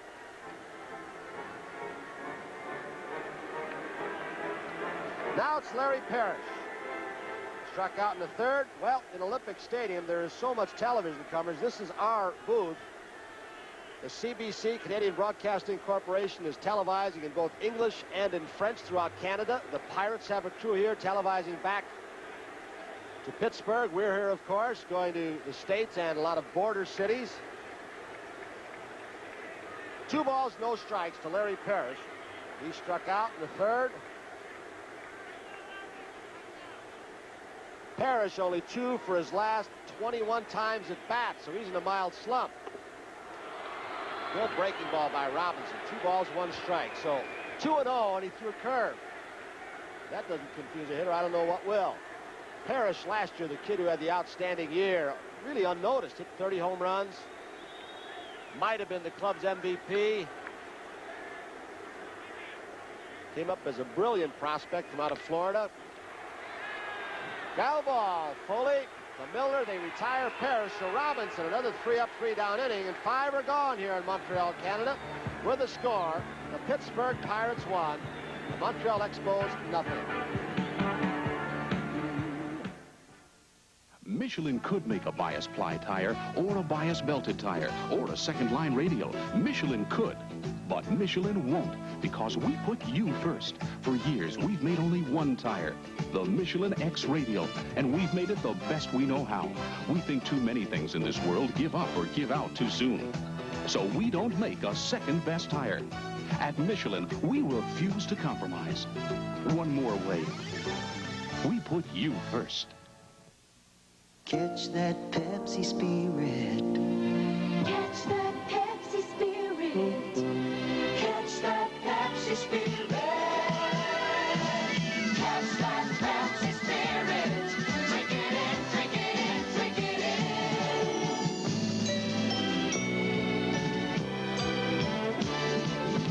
Catch that Pepsi spirit.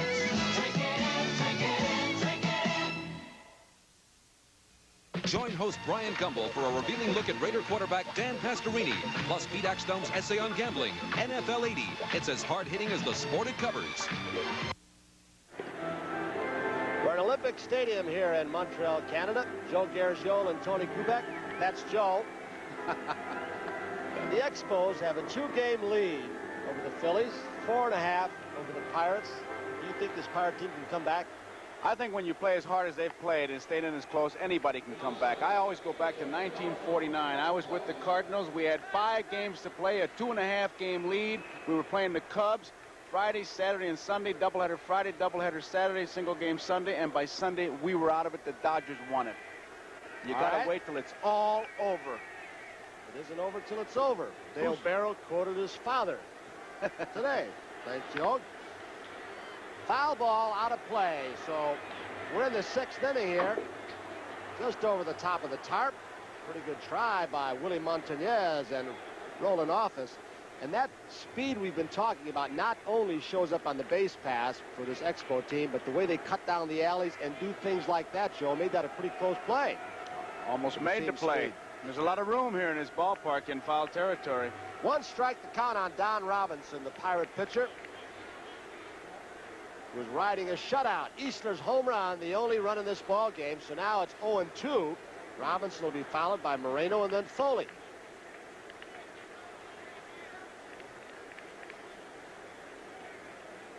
Little action now. Jesse Jefferson, a couple of days. Harding Peterson, the Pirates GM, acquired him from the Toronto Blue Jays. They're talking about Jesse as kind of a stopgap. Hope he can. He's been the kind of kid who's been brilliant at times, and then sometimes he'll make you cry. He has a tremendous throwing arm. Tanner had him with the White Sox.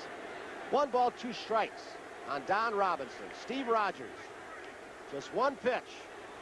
Easter, that's the only run, a home run.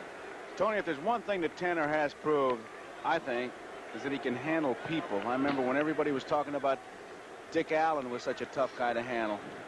Yet, as far as Tanner was concerned, easiest guy in the world to have on a ball club. 2-2. Ground ball. 2 hops. Chris Spire. Willie Montañez, retired Don Robinson. Well, tomorrow, I want to remind you that on NFL 80, Week 2, host Bryant Gumbel, Broadway Bryant, as he takes a look at Dan Pastorini's move to Oakland. Are his bags still packed? Then a special feature on armchair quarterbacks, where some of America's most knowledgeable fans play quarterback from their own living room. Plus, college scores, highlights, and an inside look at the day's games, all tomorrow on NFL 80 here on NBC Sports. Check your listing for the games and time in your area. Omar Moreno really doing the work of the leadoff man. Robinson a long run, a long walk back, so Moreno just kind of stalled around, went to the bat rack and what have you to give his pitcher a chance to rest. Joe, I don't know if our producer, George Fake, and our director, Kenny Fouts, could get a picture of his hands. The little finger on his left hand, he fakes a bunt. It's 1 strike. That thing is so crooked, he cannot straighten it out. He did it diving into a base. You can see his hands, but the left hand, the little finger, he's going to have surgery on it. It has prevented him from sliding head first now. He's going feet first. And he said it's made him slower, and he said, I would have had 100 stolen bases by now, had it not been for having to convert and go feet first, which he thinks is slower. I see. He thinks it's slower. He said, if I jam it 1 more time, I'd be out. You see that knuckle on that left little finger. Chopped it. He tried to slash it by, Parrish. If our guys can get a close shot at little finger, I can get them a guest shot on games people play. All right. 1 ball, 2 strikes, 1 out. Moreno is flied out. He's grounded out. 1 out, 1-0. The Pirates lead. Last night, a 1-0 ball game. Rick Rhoden pitched well for the Pirates. There it is. See it. But Sanderson shut him out.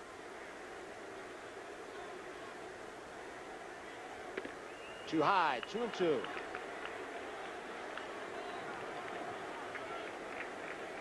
Gary Carter, who has been given so much credit by a basically young Montreal pitching staff. Look at that low target he gives.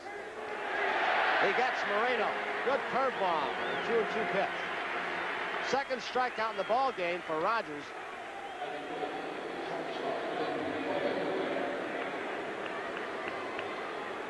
Boy, that baby dropped off the table, Joe. Yes, sir. That thing started up almost shoulder high, and he caught it down low and in. Correct myself, that's the first strikeout by Rogers. Outside, breaking pitch to Foley. 1 ball. Foley and Madlock did not take batting practice. They were both in the clubhouse before the game. They were going over strategy. Chopped off his foot. Count will go 1 ball, 1 strike. 2 outs. Dave Parker, who, as we told you many times, is having that knee problem. He had trouble as a football player in high school with his knee. Might have kept some college football scouts off his back. And in fact, a couple of major league teams were a little bit frightened that his knee would not be right. But you know what he's done.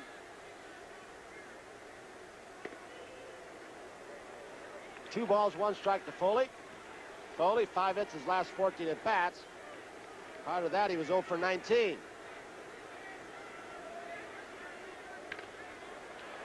Looper center field. Dawson, good jump. He's got it. So Foley's retired, although he hit the ball well. So Steve Rogers, a 3-up, 3-down inning in the top of the 6th. And we'll go to the bottom of the 6th here as we see Foley line this breaking ball out. The score here at Olympic Stadium, Montreal, 1-0. The Pirates lead over the Expos. Right now, RCA will put control of a new 1981 color track in the palm of your hand. During RCA's Best for Less remote days, you can get Color Track remote control. RCA's Best remote control at $120 off your dealer's regular price, just by trading in your old color set and buying a 1981 Color Track console. Hurry to your participating RCA dealer and take control of a new Color Track. This ranch doesn't run without horses, and the horses don't run without you. But when you've hammered out a day's work, you meet up with Miller Time. When it's time to relax. Time for the best tasting beer you can find. One beer stand squeeze. Miller High Life. If you've got the time, we've got the beer. Using this surgical fiber optic camera lens, Prestone Labs is going to show you what weak, neglected antifreeze can do to your radiator after only 9,000 miles. Look at these passages. Rust, corrosion. Continued neglect could clog them and overheat this radiator. Before this happens to you, put in Prestone 2. Prestone has a patented silicone silicate formula that forms a tough protective barrier to lock out rust and corrosion. Prestone 2 and Prestone Super Flush. No wonder we're #1. Join host Brian Gumbel for a revealing look at Raider quarterback Dan Pastorini, plus Pete Axtone's essay on gambling, NFL 80. It's as hard-hitting as the sport it covers. NFL 80. It's as hard-hitting as the sport it covers. The bottom of the sixth, Chris Spire, the number 8 hitter, will lead it off for Montreal. He'll be followed by Rogers and then Rodney Scott. Don Robinson of the Pirates has struck out 5. Neither pitcher has walked anyone. There goes Oopie. Who? Oopie. I asked one of the French Canadians how you translate that. He said, let me ask somebody else. Finally, somebody said, I think it just means wow. Oopie. He's the team mascot. 1-0. The Pirates lead. A Mike Easter home run. Spire lined out to short in the third. The pause here is because the third base umpire, Dick Stello, sees a banner waving over in front of the bullpen out in the playing surface. Now they're ready to go. A pitcher's duel. Foul ball, could be trouble. Gardner can't get it. The Spire's on to lead off the inning and bring up the pitcher.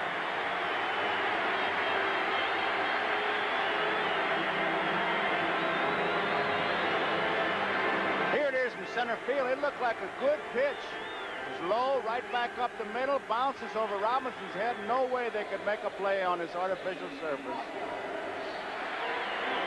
So now it's Steve Rogers, who's an excellent athlete and pretty good bunter. Spire being held by Milner. First base umpire Terry Tata. The Expos have been a pretty good come-from-behind team this year. They've come from behind 35 times this season to win. Madlock breathing down Rogers' throat. Did he check his swing? Ball 1. No way he can bunt it to third base and get his man over. With Spire now trying to find out if he's got good footing or not at first base. He kind of spun his wheels a little bit. Rogers struck out in the third.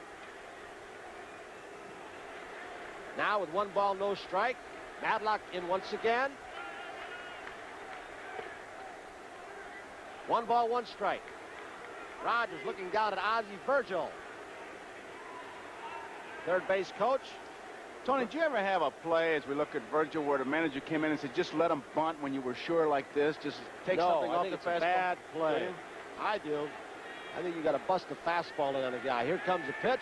Too high, 2-1. Because that might be the time when you think he's a bad hitting pitcher, said just let him bunt and lay it in there. When they put the switch on and he wails away and takes your third baseman's head off. It's a gamble, but if you can make sure he bunts the ball, and in this spot you almost have to trail him by a run, lay that fastball in where he bunts it to Madlock, you got a double play. But then you're letting him, maybe, if you don't get the runner at second base. You got to get that guy or the play is dead. Well, if the runner at first base, if you say let him bunt and the runner at first base, a smart runner who gets a good jump, you can't get him. You've allowed the hitter, the bunter, to do his thing. There's Virgil, again giving signs in a 2-ball, 2-strike count as Spire goes back. I think Virgil's son had a pretty big year in the minor leagues this year. He's a catcher. Had over 100 runs batted in. About 140 games. The Phillies called him up, I believe it was. 2-2, Spires at first. Madlock creeping in, but not as close this time from third base. He's bunting again. Cal will go 3-2. Now what do you do? Oh, two possibilities. You can bunt him again.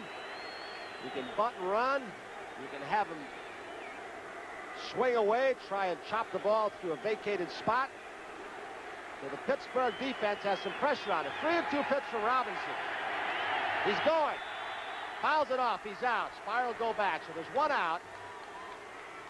Dick Williams having Rogers bunt. And he is mad at himself for not getting that runner over. But Williams at least stayed out of a double play. It's another guy like Mock, Tanner, some of the others. Doesn't miss a trick. Williams came up in the Dodger organization, and when you talked to him, as Tony and I were doing before the game, when he was talking about his club, he said, well, one of the reasons we've been winning because we've been playing basic, fundamental Branch Rickey baseball. And that about says it all right there. Now it's Rodney Scott, who's lined out and grounded out with Spire at first. Madlock in at third. He's faked the bunt about 4 times so far today, but he keeps getting Madlock creeping in closer and closer. 1 strike and 1 out. The Expos trail by 1. We're in the bottom of the 6th. Just 5 hits in this ball game. Pirates have 3. Eastler's got the big hit, a home run. Expos bullpen now gets ready.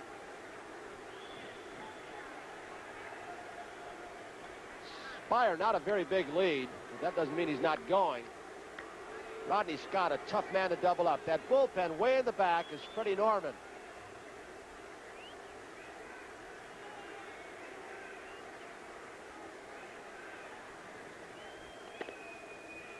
One ball, 1 strike. Robinson has been called for 2 balks this year. And Tony, with a 1-1 count, I wouldn't be surprised to see Dick Williams try to force something and start his runner. Well, he's got a pretty wide gap up the middle of the diamond. With Scott's speed from the left side, Foley is shaded toward third. Gardner's closer, so chances are he'd be covering if there is a steal. 1-1. Right there, a little throw by Robinson. Many times Tanner will ask his catcher or relay director to yell out to find out if something is going on. Maybe pick up a tendency by throwing over. He's not going. 1 ball, 2 strikes to Scott. Scott, a switch hitter. The left side hitting just .213. Right side he's hitting .314. Left side he's gotten, well, about 400 or more plate appearances. But he has served the purpose that Williams wanted him to serve. Shore up the right side of the defense and give him that speed on the base pass and defensively. Chopper, Foley, to Garner. Will they get Scott? No way. So they retire Spire. 6-4. There are 2 outs, but Scott at first base got a chance to beat you with those legs, or at least get the second.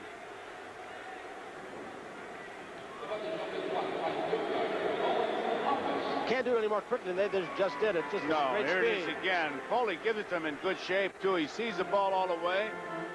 On its way, but it's not even close. And Scott can really fly, and he's measuring at first base right now. He is doing some groundskeeping, taking off all the rough spots. He has 58 steals and 68 attempts. Percentage-wise, that's 85% of the times he is successful.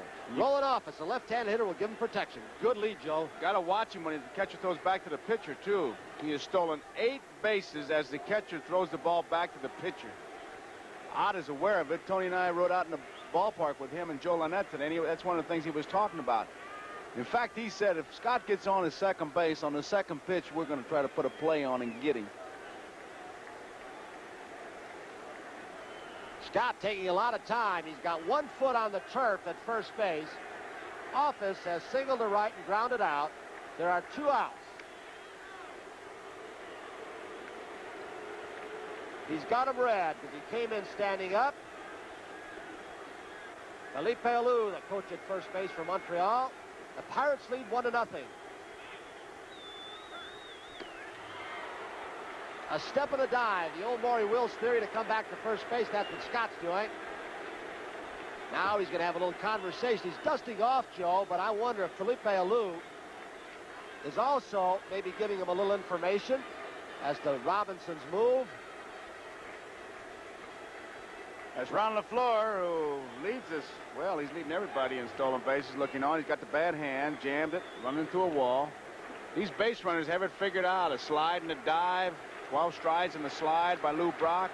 Body's length and an arm away. They have ways of measuring it. No count on Office with 2 outs. Scott in the split screen, the right side. He's coming back, standing up once again. His Expo team leads the major leagues with 215 stolen bases. Robinson taking a lot of time.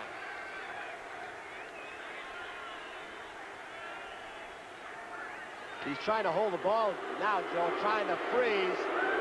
Get Rodney Scott a little bit tense at first base. It's 4 full innings, 4-0. Yankees leading the Red Sox, and the Mets over Chicago, 4-2 in the bottom of the 6th. Everybody else tonight, and it's 1-0. Toronto leading Baltimore at the end of 3. Cleveland 4, Detroit 0, bottom of the 4th. Scott's leading. He's not going. 1 ball, no strikes to Roland Office. Does a lot of things. Got great speed as we look down at Rodney Scott, held by Miller. Joe Launette, and I think that's Skinner. 1 foot on the turf, like all the great base stealers do. He's leaning once again. He's not going. 1 ball, 1 strike. Well, you get your hitter many times more fastballs to hit at.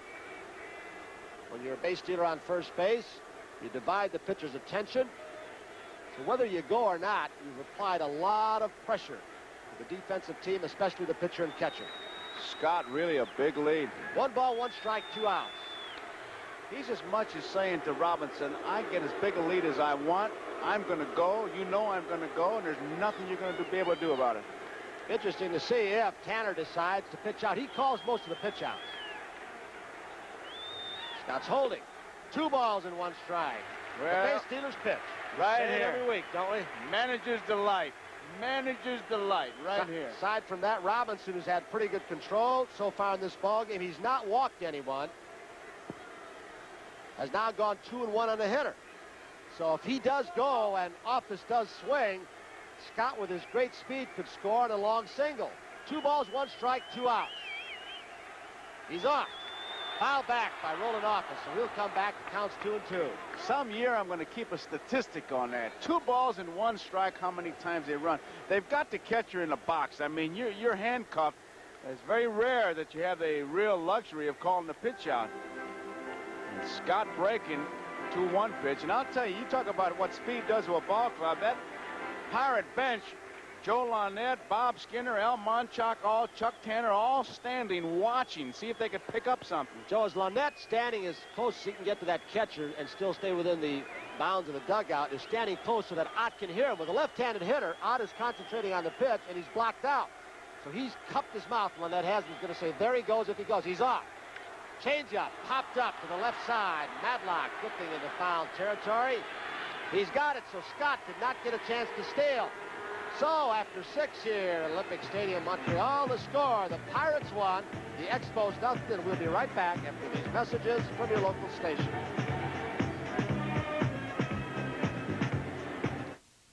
Saturday, is Buck found his love from the 20th century? Is she an illusion or a deadly trap? Then say hello to Sister Sled, BJ. And hello, trouble for BJ and a lady cop Saturday.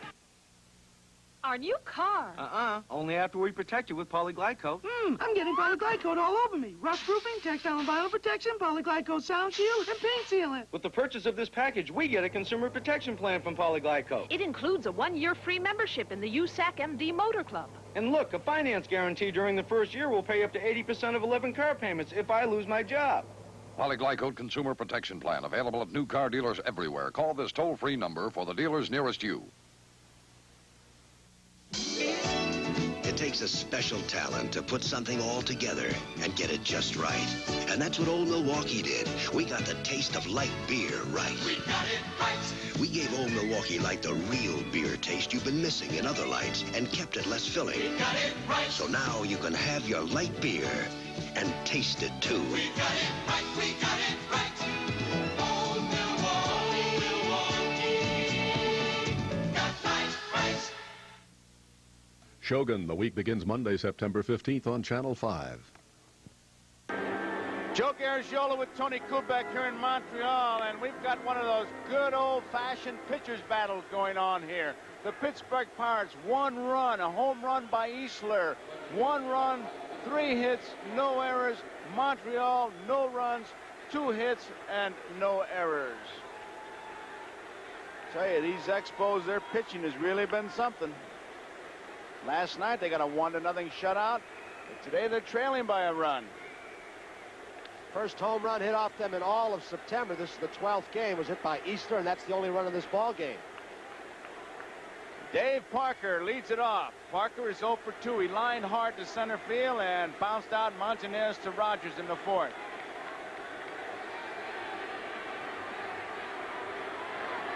Outside, ball 1.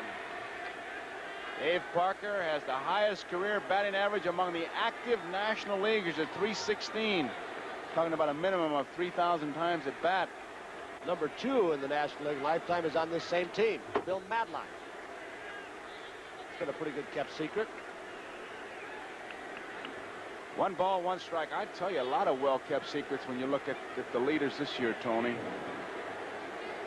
Home run, Schmidt, well, that's a familiar name. Harner with 31, Murphy 29, Baker 28, Carter 24, and Henrik 24. Parker takes it high. 2 balls and 1 strike. Pittsburgh bullpen gets busy. It'll be Parker, Easler, and Madlock. 3rd, 4th, and 5th place hitters here in the 7th inning. Low, 3-1. Dave Parker. I think it'd be getting a little bit easier to see now because that sun has gone completely away from dead center field. It's moved over more pretty much that right field corner. The hitters are hitting in a shady background. Straight away center field. Dawson's going back near the warning track. Has room and makes it. 404 feet right in that area. He drove Dawson all the way back to it. One of those where you hear a million times, just missed, and he did. Just got under it. Usually when the little guy hits one like that, they say he has warning track power. Here you see Dawson. He finds exactly where he is. As he looked at the wall, the warning track, drifts back, knows how much room he has, and really makes a routine play out of it. So here is Mike Easler. He hit a home run in the 2nd inning. That's been the only score in the ball game so far. It's high, ball 1.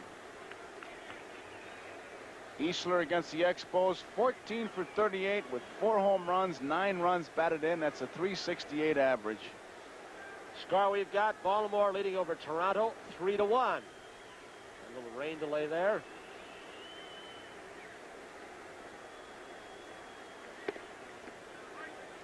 Inside, 2 balls and no strikes. Mike Easler. A picture of patience as far as coming to the major leagues. Broke in '69. 3-0. Covington, Cocoa, Columbus, Denver, Houston, Des Moines, Tulsa, California, Columbus, Pittsburgh, Pittsburgh.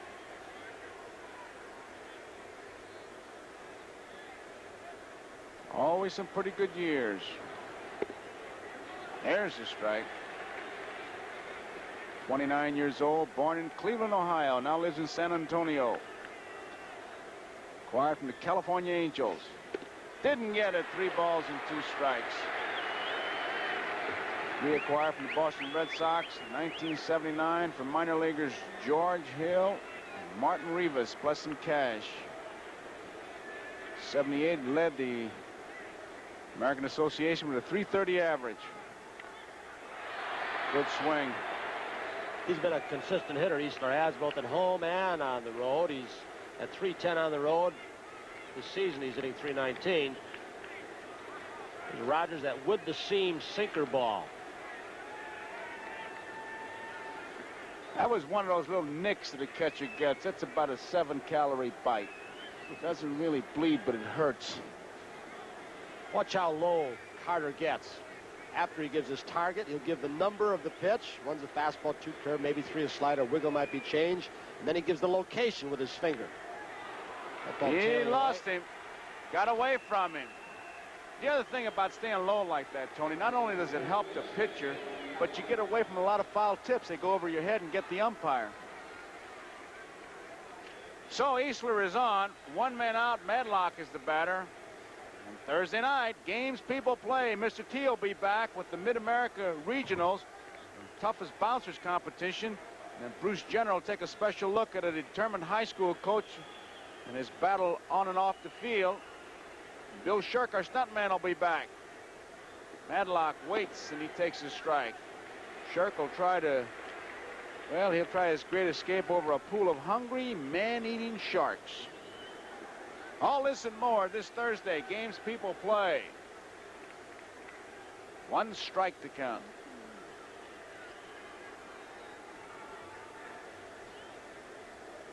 As the first base on ball is given up by Rogers, Mike Easler.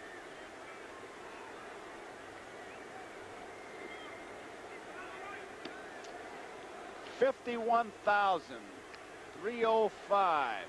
56,992 last night, and they expect 60 here tomorrow. It'll be a good series.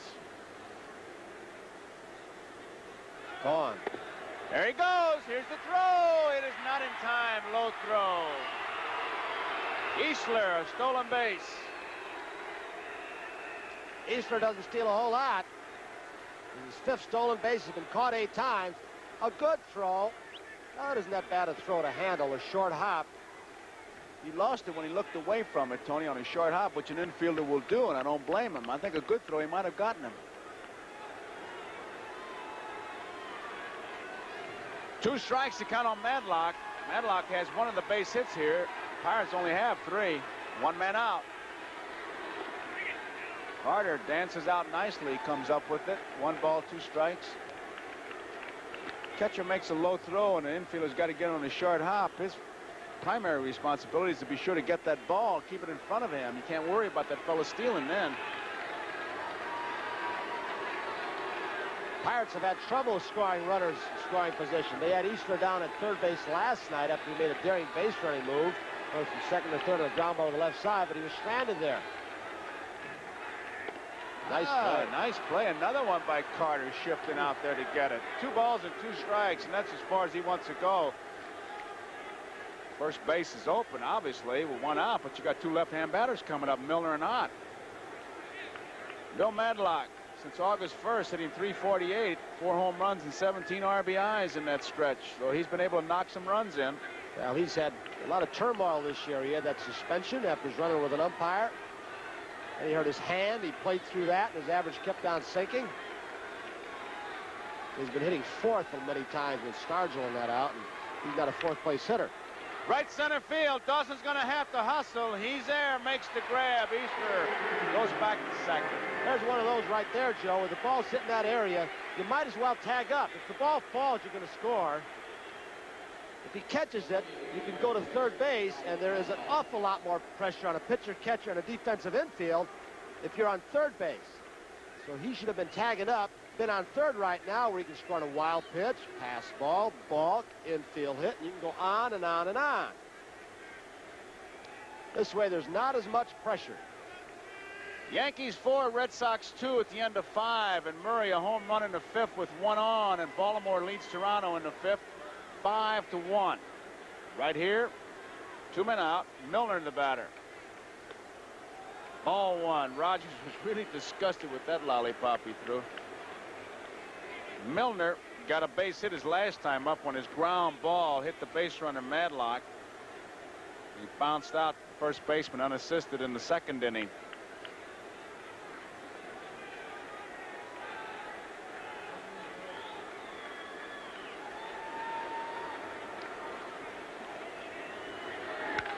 Will hit right field. In fast office. They may have a play at the plate. Here's the throw. It is safe. He had him. What a job Gary Carter almost did blocking Easler off the plate. Something that Ott tried to do to him yesterday. yesterday. Put a good throw by Roland Office. There's the Pirate bench. They pad that lead just a shade. Here comes the throw from Roland Office. He took a little time, Joe, and a couple of extra hops getting rid of that ball. Overthrows the cutoff man. Gary Carter's left foot down, but he gets upended by a hard slide by Easler. Kibler waited nice and long to make sure that he had touched the plate, and then he gives the safe sign. Here's the angle from up front. What he did was sit on him, and he had to get that left leg in there, and Carter, before he could make the tag, Easler did slip in there. You remember in the All-Star game, Carter did a great job putting the tag on Downing, I believe it was, at the plate. Throw from Parker. Throw from Parker in right field. Both Ott and Carter can block that plate, but Easler was able to get that left leg in through the servant's entrance, and they pick up a big run. That's what you like to see an umpire do, though. Wait till the dust clears a little bit. Make sure that the guy's got part of home plate and that the catcher's hung onto the ball, and then you make your call. Kibler waited. You betcha. And he's about to call him out. You can see that right hand start up, but then he saw that he had not made the tag, and the leg got in there, and safe it was. Big run. It's now 2-0 Pittsburgh. Milner comes through with a big base hit, that RBI with 2 outs. Ott takes it high. It's ball 1. And the Expo bullpen gets busy. The left-hander is Woody Fryman. The right-hander is Sosa. And if that Fryman comes in, you're going to hear an ovation. He's become the new medicine man around here. He signed him a new contract for next year at his age. Cured all the evil and ills. Ground ball. Scott has it to first. That ends the inning, but Pittsburgh picks up a big run in the 7th. We go in the bottom half of the 7th inning. The score here is Pittsburgh 2, Montreal nothing. Right now, here's another installment of the 7th inning stretch. You're going to love this one. Old Spice presents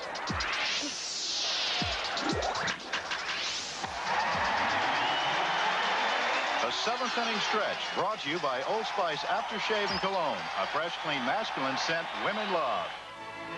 Roy Campanella first turned pro at age 15, and he was always overjoyed that someone would pay him to play baseball. Roy was forever burly and squat, a catcher by default. The strength of his throwing arm was no surprise, and at the bat, his open stance was also suggestive of unlimited power.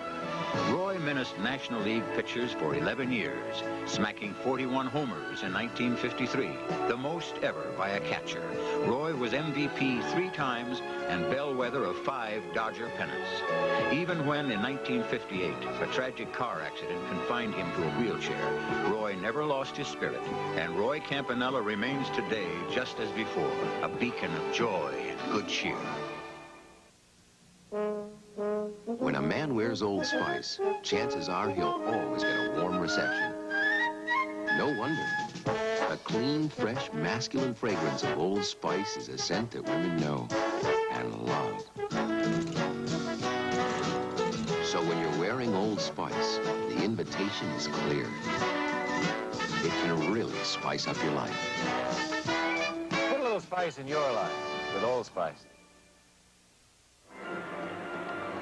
Roy Campanella, we hope you enjoyed that. I'll tell you, got to be a man to play this game, but better have a lot of little boy in you. That's what Campy said. He's so right. Here's that home run by Mike Easler. Hit that in the 2nd inning. That was holding up. That was his 19th home run, and he got it all. 1-0 until the 7th inning when Pittsburgh picked up another run. Easler hit that home run at a tough time of the day when there were not too many hitters seeing the ball at all. As the inning ended, Montreal pitcher Rogers had a conversation with John Kibler, and Ed Ott is talking to him now, and you can bet me it's about that play at the plate. John Kibler appeared like he was going to start that right hand going for the out signal, but then he pointed to the foot and said, yep, the foot's in there. So Easler got that foot upended Carter, caught a part of the plate. So it's the bottom of the 7th now. Pittsburgh out in front, 2-0. Dawson. High, ball 1. Dawson flied to center field in the 1st inning. Bounced out short in the 1st and the 4th. Montreal with 2 base hits. Single by Office in the 4th, a single by Spire in the 6th. Foul ball. Robinson has struck out 6. Robinson retired the first 10 men that he faced, and the base hit by Office broke the string. He retired 5 men in a row. The base hit by Spire broke the string. He has been tough. Not walked anyone. 2 balls and 1 strike. Last year, when he was in that hot stretch near the end of the season with that tender arm, Don Robinson, 5th, 6th, 7th inning, they had to watch him closely. That's when his arm started really giving him some pain, and he would be taken out of games late in the ball game. But he says his shoulder is recovered fully now. It's strengthened. He's still throwing hard. 2 balls and 2 strikes on Andre Dawson. Dawson had a 19-game hitting streak earlier this season. Came into this game hitting .299. 14 home runs. Curveball got him. He went around. That's 7 strikeouts. Tough breaking pitch. That was the curve. Just had him fooled completely. Did you see Don Robinson's shoulder and arm before the ball game, before he had his shirt? He's got scars on the shoulder, the elbow, the bone chips removed. They have what? They have glasses coming out to Dave Parker. They want to give Vance Law, Vern's son, now a coach in Japan, a little exposure. I don't think the son's even out yet. They want Vance, Father Vern, to know he's here. Been called up, going to play winter ball this year in the Dominican Republic. Man, is there any sun out? I don't know sun out, is there? A little pun there, a little fun. Everybody congratulating Vance for running out there. They've got good spirit on this ball club, both ball clubs. They got a couple of good young infielders, and Law is one, and Dale Bear is another. They can fit in this lineup. Montanez, a base hit to left field, and he points to left field. I got the base hit. He is something. Well, he's on. Tying run at the plate. 2-0 is the score. After 5 innings, they got a delay in Toronto. Baltimore's out front 5-1. Murray, a home run in the 5th with 1 on. McGregor against Steve, but they're delayed by rain. Gary Carter, the batter. He fouled out his first time up, and he flied to center field. Leads the club in RBIs. Leads the club in home runs. He's the man you'd want up right now in this ball game. The man on base, and you're down by 2.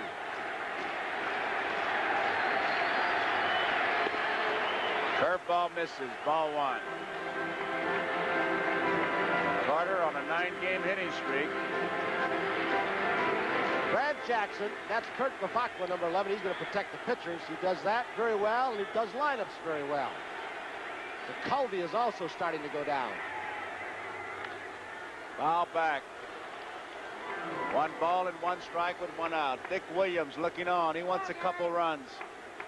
What was it he said to you before the ball game as we were coming upstairs? He said he remembered you for one thing. You led the league for skidding on the cinder track in Forbes Field. What do you mean by that? It was a low dugout, and those guys would be watching a foul ball, and I'd slide and kick cinders in their face. Line drive. Nice play by Foley, but Montanez gets back. That ball was hit hard, but right at him. That's the key right there, right at him, Joe. There are more balls hit right at Foley. It's not the fact that he got up on this ball, made a good catch on a line drive, but balls are always hit right at him because he positions so well. Nice catch. Immediately looks down and looks to see if he can double the runner off at first base, Montanez. But you see that with him more than anybody. When Gary Templeton and some of the other speedy shortstop get his savvy, his maturity and everything else, you imagine what Templeton will become, his speed. Just that experience. Cromartie is the batter. He struck out in the 2nd. He lined to left in the 5th.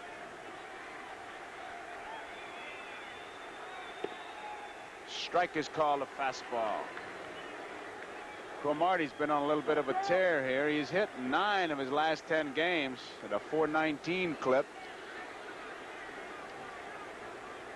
Pittsburgh 2, Montreal nothing. Bottom of the 7th. Strike.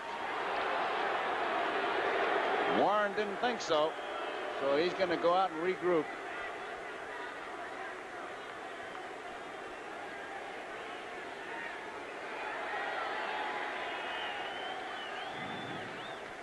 He's got career highs in home runs, 14 in RBI, 66, Cromartie. Base hit, right field. Hey, trying to trick play again. Foley going to his normal cutoff spot between third and second, but couldn't fool the veteran Montanez. Parker tried to throw behind him with Foley.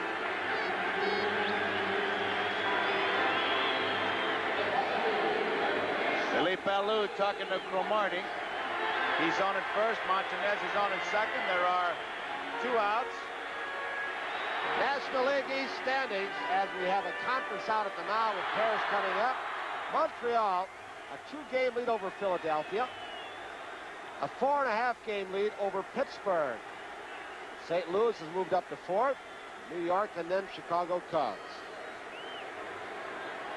Parrish got the big base hit last night to drive in Gary Carter as the Expos won it 1-0. He's up there now with 2 men out. Tying runs are on. Parrish struck out in the 3rd. He bounced out to the shortstop in the 5th.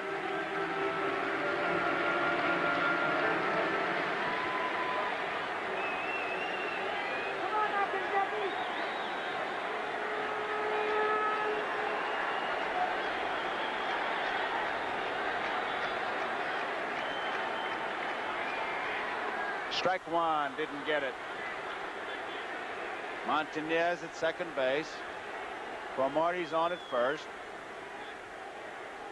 2 outs, 2-0. Pittsburgh out in front. Bottom of the 7th.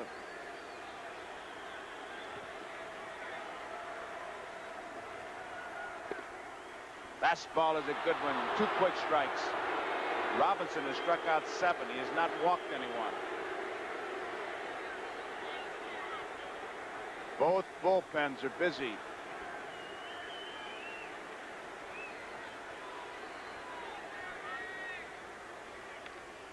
Foul back.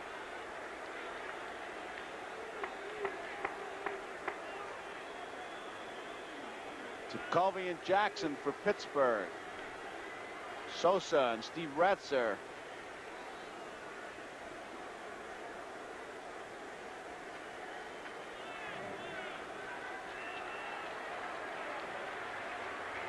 Two strikes to count, 2 outs. Tying runs are on.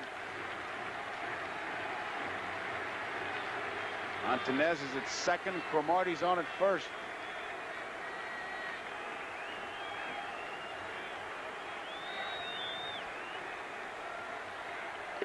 Fastball inside.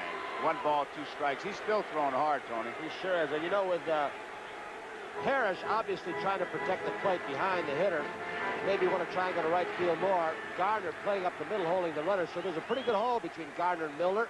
Second baseman, first baseman.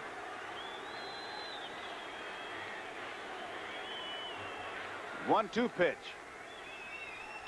Foul back. Good pitch, good swing.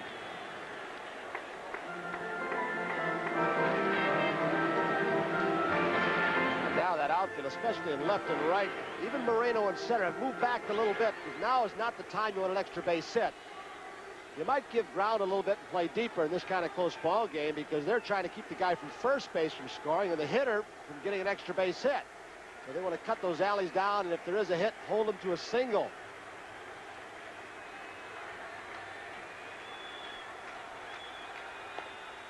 Quick throw to second base. Montanez is back. 2 balls, 2 strikes. Excuse me, Joe. That's Al Monchak, one of Tanner's coach's responsibility, and Bob Skinner, the hitting instructor, to keep that outfield right. Here comes a snap throw from Ott. It's kind of an ad-lib play, and it serves a purpose. That'll cut Montanez's lead off second base by maybe a step, give the outfielders a better chance to get him at the plate. 2-2 pitch. Fouled out of play. Pirates also have a pickoff play, and it's a set play where the catcher throws the ball to the pitcher, and the pitcher, as soon as he gets it, wheels and throws without even looking, because the catcher's already set it up. What do we see him do a couple weeks against the Cubs? Who they get? I can't remember. Should. I want to say Randall, but I don't think it was Randall. Can't remember. Seen him do it a couple times. 2 balls and 2 strikes, 2 outs, 2 on, 2-0, Pittsburgh leading. Struck him out. Robinson, a big strikeout. 8 strikeouts in the ball game. And that ends the 7th inning, so the Pirates get out of the jam. Expos do not score. End of 7, 2-0. Pittsburgh over the Expos. Thunderbird, a car of contemporary size, style, and a distinctive shape that moves easily through the air, helping Thunderbird deliver surprising mileage. With electronic options like digital speedometer, fuel gauge, and the only automatic overdrive made in America. It all adds up to a special kind of style, pride, excitement in Thunderbird. A great name, a great car from Ford. My Tex got more. Yep. My man got more. Yeah. My George got more. Uh-huh. More close shaves for Blade. Super 2 Ultrex gives more close shaves than Track 2. Watch. One push pushes out soap and stubble. Your twin blades start clean, sharp for more close shaves. Ultrex slides on Track 2 razors, clicks on Atra. Get Ultrex for more close shaves. Hey, more close shaves than Track 2. If our ordinary air filter will last you 6 months, the Fram Extra Life can last you 9 months. Because inside, instead of 1 filter, the Fram Extra Life has 2 filters to trap 50% more dirt. In tests, it lasted 50% longer than our ordinary filter. 50% longer. But it doesn't cost you any more money. So why not change your old filter for the Fram Extra Life? After all, you get 50% extra life at no extra cost. Well, there were a couple surprises in week 1 of the football season, and tomorrow, NBC Sports will bring you week 2 of the 1980 football season. We'll start, as always, with NFL 80, and then most of you will see the Pittsburgh Steelers against the Baltimore Colts, or the Oakland Raiders against the San Diego Chargers. And we'll be regionalizing, so there'll be some other regional games. That's tomorrow on NBC.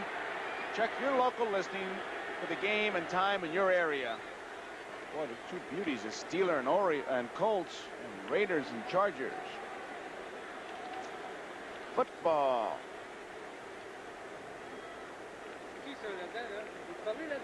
51,305 here. Fastball is a strike on Gardner. Rogers, after 7 innings, has made 93 pitches. Robinson has made 100 pitches after 7.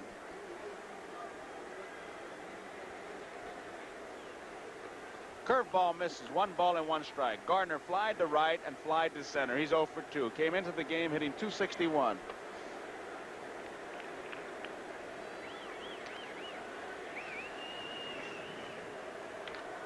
Pops this one up. Chris Spire, the shortstop, says, "I'll take it." One-handed catch by the shortstop. After the one-handed shortstop catchers. We've seen one other shortstop do that this year. We've seen a lot of outfielders do it. Robinson will bat for himself, and I kind of expect him to get a little bit of a hand. Let's see if it happens. Must be sitting on him.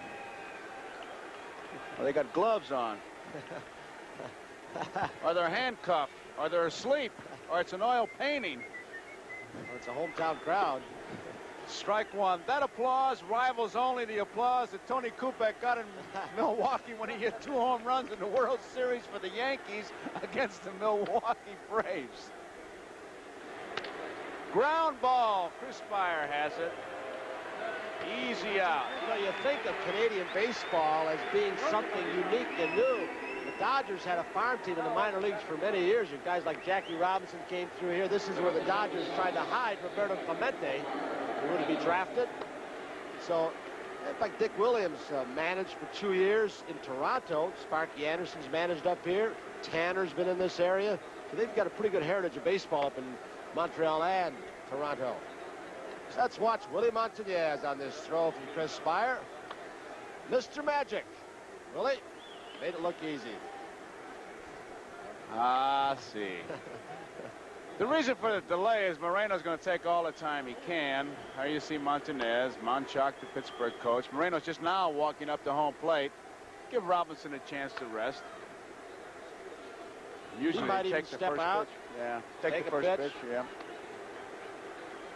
He's 0 for 3. He was called out on strikes his last time. Ow, wow. That's a bad hit spot for him to get hit, right in the knee. That hit him. He was taking all the weight, Joe, like you said, and I think he got careless. He just wasn't reacting. He was going to take this pitch. Ooh, that got him right on the kneecap. You bet. I'll tell you, the guy that runs the scoreboard here, he has some... They want Tony Barterom to come running out here. Some great cartoons. That's what he's got up there now. A high, tight fastball before he had a razor and some shaving cream. Close shave. Moreno really got hit hard.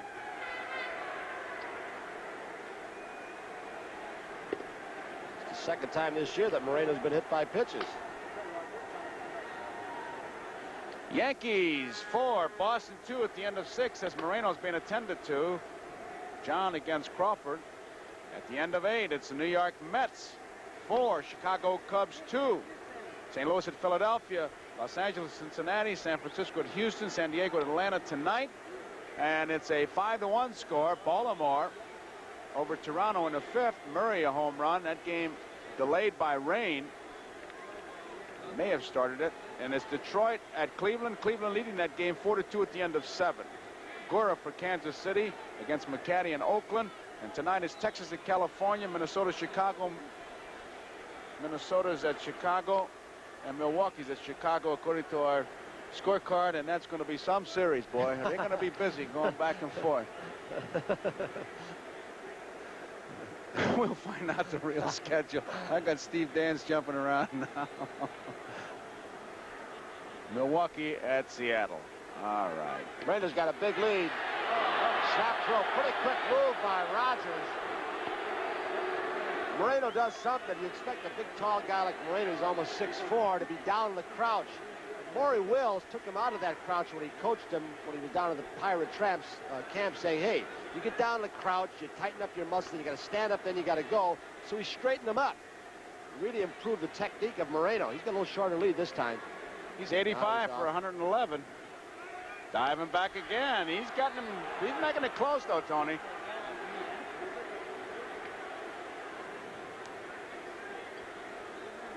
Got some pretty good stats as far as stealing against Montreal. He has stolen 10 times in 13 attempts. Good lead.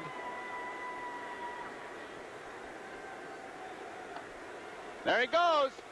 Carter's got a good ball to handle. Safe. He went head first, though, Joe. He was talking about most of the times that, or many of the times he's been caught stealing this year, it's because he's had to go feet first. The base, or the hitter rather, Foley does a job decoying Carter, got it his way as much as he could. The head first slide, Fremming inside the bag, as American leaguers have gone this year. The umpires, little low throw, second low throw in this ball game that Carter has made, bouncing the ball. He's jumping back there, Tony. On that first shot we had, great coverage of the throw. You can see him, instead of stepping into it, he kind of jumps into his throw. He's been one of the best in throwing out potential base stealers in the National League this year. He's disgusted, and he didn't get Moreno because he had a good ball to handle. You can see he's still disgusted. But as he took the ball, he jumped into it, and that'll force you off many times. Montreal catchers have thrown out 61 of 101 attempted base stealers this year. That's not all Carter, of course, but mostly Carter. It's a good percentage. Fastball misses. Rogers is really disgusted. He thought that was a strike, but it's 2 balls and 1 strike, 2 outs. We're in the 8th. Pittsburgh's out in front 2-0, and Moreno's on its second. Up till a few years ago, they talked about Rogers. This is what got him in trouble. He's matured a lot since then, but when something went wrong, he got very upset with himself and let him bother him, and he couldn't pitch. He settled down. Foul tip. 2 balls and 2 strikes.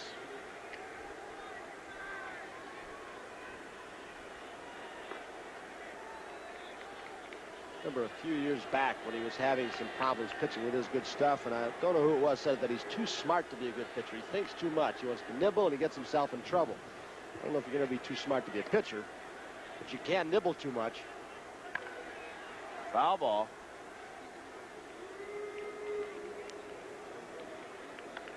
Moreno at second base. We're in the 8th inning. Pittsburgh's out in front 2-0. Easler hit a home run in the second for the first run. And a walk to Easler, stolen base, and a single by Milner. Easler scored both runs. One base on balls given up by Rogers. It has come home to haunt him. Now he's hit Moreno. Moreno stole second. He's waiting to be driven in. There are 2 outs. Middle of the 7th. Yankees lead over Boston 4-2. Yankees playing with some hurt players. Willie Randolph with a jammed shoulder. Of course, Nettles may be out the rest of the year. Hepatitis. Rupert Jones out, the center fielder. Had some trouble with their pitching staff. Hauser has really rallied that team. How do you pick a manager of the year in either league this year? Boy, they got some real candidates. I think this year that award's going to be a farce because there are too many guys who've done a good job. There goes Moreno, going to steal third. Ball is hit to center field. Should be no problem for Dawson. He makes the catch. So that ends the 8th inning. And the scores, we go to the bottom half of the 8th inning. Pittsburgh 2, Montreal nothing. It'll be Spire, probably a pinch hitter, and Scott for the Expos in the 8th. Are you paying through the nose for your deodorant? Why waste money? Get on the stick. Speed Stick Solid Deodorant from Menon. Look, you'd use up 2 3-ounce sprays and start a third before you'd use up 1 2.5-ounce Speed Stick. Not only that, Speed Stick is effective. 60% more effective against odor than the leading deodorant spray. So why pay through the nose for an aerosol? Why waste money? Try Speed Stick Solid Deodorant from Menon. Dorsal, you did remember to send the document to Denver. Denver. You know the deadline's tomorrow. Tomorrow. Pickett, I assume you sent the slides to Seattle for the sales meeting tomorrow? Fortunately, Bingham here sent the blueprints to Birmingham for the big meeting tomorrow. Isn't that right, Bingham? Next time you blow it, remember, there's always Federal Express, but it absolutely positively has to be there overnight.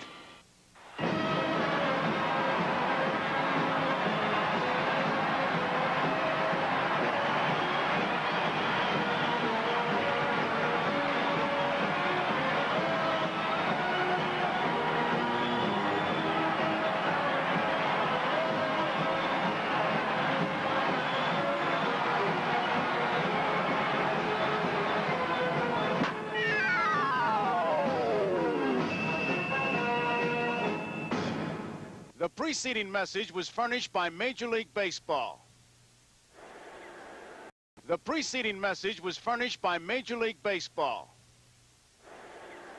51,305 here in the ballpark, and what a ball game they're seeing here in Montreal. And there's the skyline of this beautiful city, St. Lawrence River.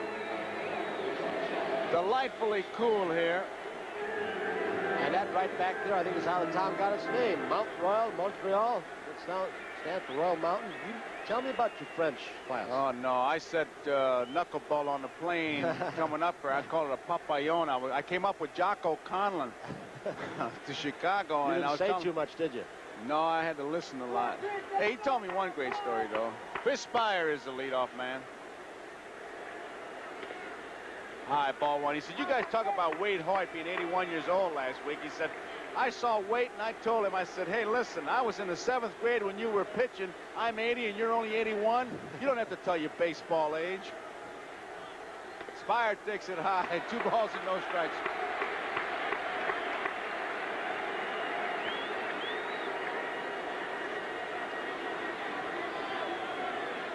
Two balls, no strikes. Pirates bullpen is going. Robinson gets behind Spire very quickly. Probably be a pinch hitter. In fact, Jerry White's come out on deck for Montreal. There's the strike. 2 balls and 1 strike.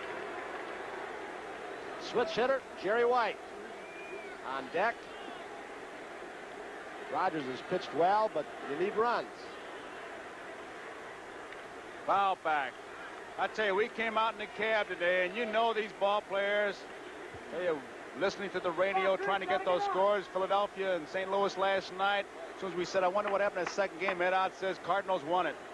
Right now, Montreal leading Philadelphia by 2, Pittsburgh by 4.5, but the Pirates are leading here 2-0.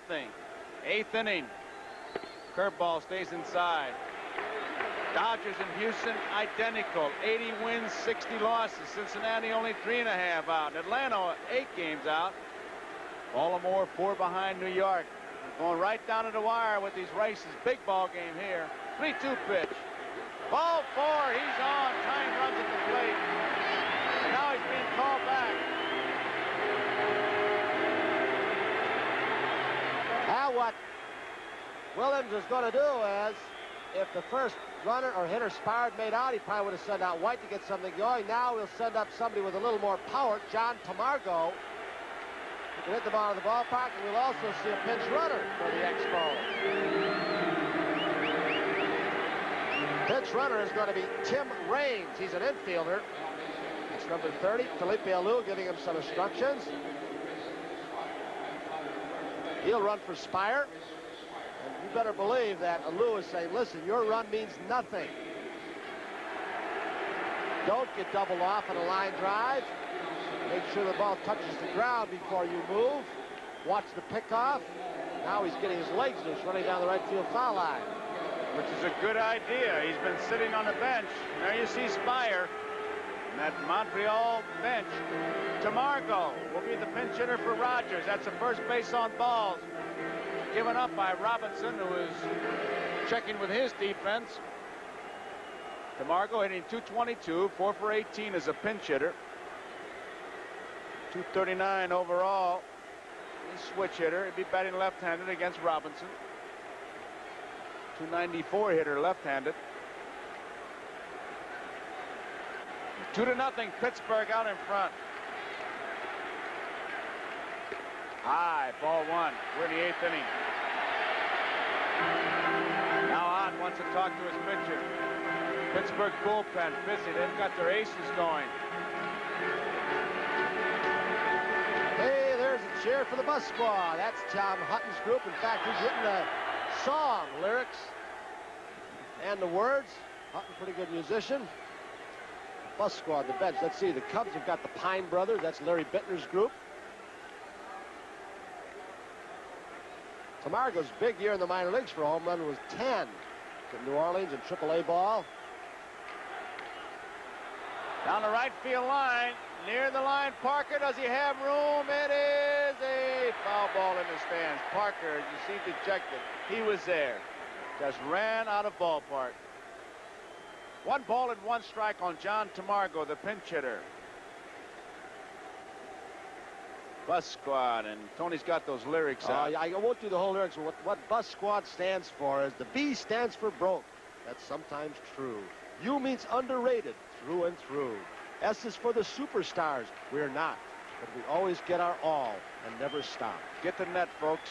Got him. He picked him off. The one thing that we didn't want to have happen, and now they're going to have an argument. Here comes Williams. You talked earlier about the quick pickoff move that Don Robinson had, and he just showed it. Williams is going to have his say-so with Terry Tata. He was leaning. Here's the throw to Milner. Alou is blocking off the hand as the ball and the glove touch the hand. But Tata was right there.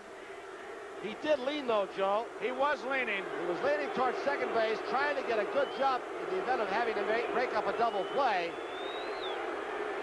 So it's no longer the tying run at home plate. Dick Williams going to leave Tamargo hit. Now he can now set back up Jerry White to get on and start this.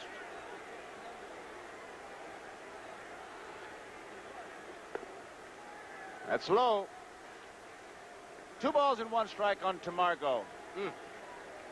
Here's another look. You saw the weight on Raines' right foot leaning towards second base. He slaps the throw right down at the corner of the bag, and the glove is there before the hand comes in. Alou did not argue a whole lot. He'd be the guy really would have let loose, I think. It looks like Milner was able to get that glove between Raines and the bag. He put that glove right on the corner of the base, the outfield side that the base runners go for. He didn't swipe at the runner. A good tag and a good snap pickoff throw. The way he was positioned looked like he had half the bag covered with his right foot, Milner did, knowing that the only place he had to protect was from half the bag to the outfield side, and he put that glove there and got a big out. Foul ball. We've had 3 close calls on the bases today. Kibler had the tough call.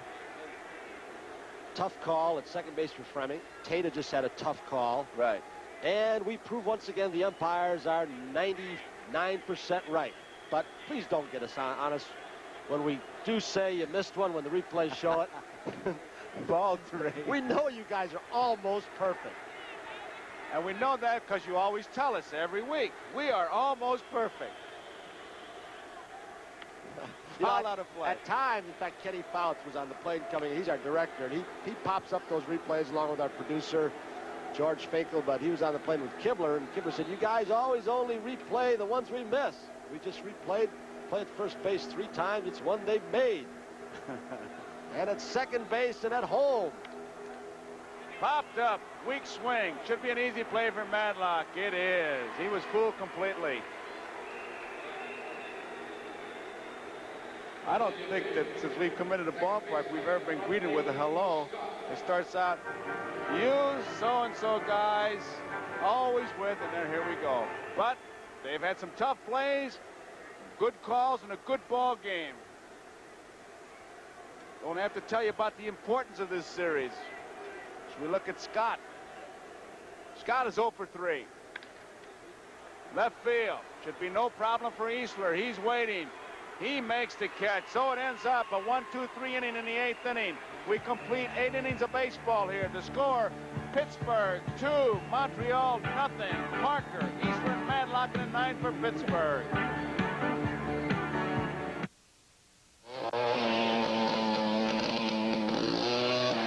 Now comes Miller time. The flag is dropped, the race is a memory. And now you're coasting into the best tasting beer you can find. Miller High Life, America's quality beer since 1855. If you got the time, if you got the time, we've got the beer. If you got the time.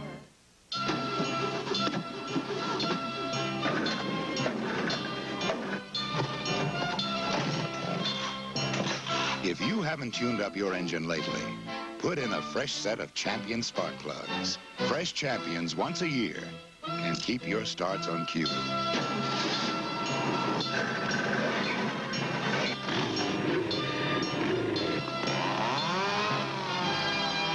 You can't buy a better plug. I know, you're not getting a terrific shave from your electric razor. Maybe there's nothing wrong with your razor. Maybe there's something wrong with your face. Your beard is just laying there. Make it stand up with this.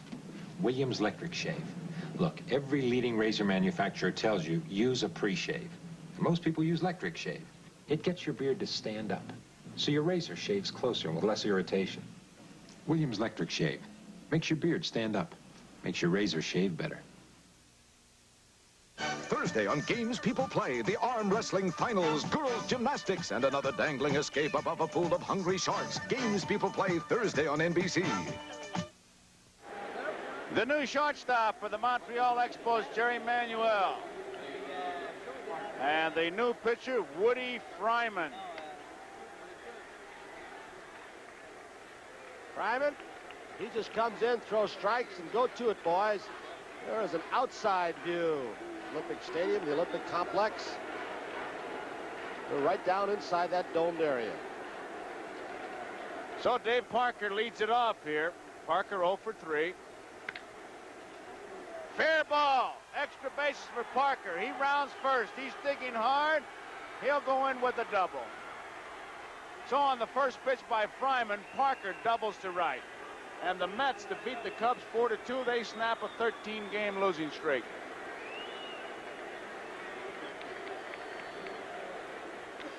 Fryman this year, 6 wins, 4 losses. Very impressive ERA, 2.13. He's been in 53 ball games. This is 54. All in relief. For an old guy, he struck out 52 and 72 in the 3rd innings. He started his baseball career professionally They found him pitching semi-pro baseball. Worked that tobacco farm of his for many years. I don't think he played in the major leagues until he was about 29, as I recall. He's 40 right now. Turned 40 April 12th. Born in Ewing, Kentucky, April 12th, 1940. Still lives in Ewing, Kentucky. 1965 was his first year with Batavia. He's got Parker at second base. Mike Easler, who's had himself quite a day as a batter. It's outside, ball one. Easler hit a home run in the second. He bounced out in the fourth. Walked, stole second, and scored the second run on a base hit by Milner. He was robbed of that base hit in the fourth by Scott as he went up the middle and somehow caught the ball and threw him out. 1 ball and 1 strike. With men in scoring position. Easler hitting at .362. Trying to pull the ball with nobody out and a runner at second base, but that's not easy off Fryman. Fastball slider. Power pitcher Woody Fryman.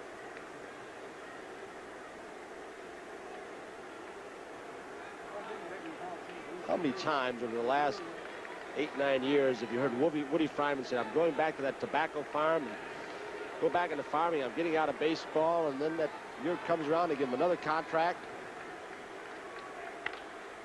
Little looper, center field. Dawson coming in. He can't get it. Parker will have to stop at third. Easler has himself another base hit. It's first and third, nobody out, and Madlock the batter. And that's Monchak talking to Easler now as Fryman's in deep trouble, but did you see Dave Parker coming to third base? He barely stood up. Nice try. He tried to keep the ball in front of him, then he can't find it, but he did keep Parker from scoring and hold the runner at first base. Joe Lynette, if you look at the replay once again, the third base coach said this has been his toughest year for coaching third base because guys like Parker, great base runners, they used to normally send home. I can't anymore because of his bad knee. He's saying that he had him thrown out at home plate on a close play a couple of weeks ago, and Parker limped off. He said, I never felt so badly in my whole life. He's a superstar, and I send him in, and I thought I ruined his career. Lynette going over all the possibilities as Madlock just waits. It's a big conference on the mound now. Sosa's been throwing in the bullpen. Fryman will be pitching to Madlock. Nobody out. Top of the ninth. Pittsburgh out in front, 2-0. Looking to the bottom half of the ninth inning, Montreal will send up Office, Dawson, and Montañez as the second, third, and fourth place hitters. Outside, ball one. That infield's in. Cut that runner off home plate. They'll concede a double play, but they can't afford to give up any more runs the way Robinson's pitching. Foul ball out of play. You know, Joe, it was Woody Fryman read the Montreal papers yesterday when we came in, who said before yesterday's game that this Montreal team still does not completely believe in itself. And I get one of the comments he made. He said, until you do it one time and win a pennant, they're always going to be doubters. And they won yesterday. I'm sure they felt better today, but could be close again after this ball game. Fastball misses. But as if Pittsburgh wins the ball game. 2 balls and 1 strike. Bill Madlock. Nobody out. Parker's at third. Easler's at first.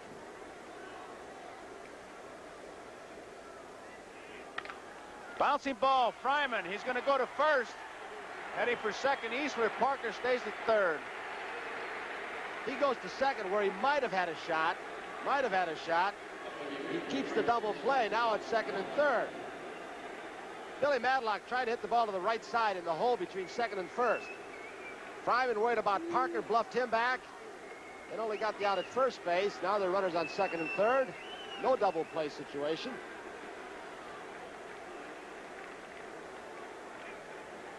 So it brings up John Milner. Milner drove in the second Pirate run with a single to right field. He had another base hit in the fifth when his ground ball hit the base runner Madlock, and he bounced out to the first baseman unassisted. Asked the third base umpire, says Carter. No, says Dick Stello, so it's ball one.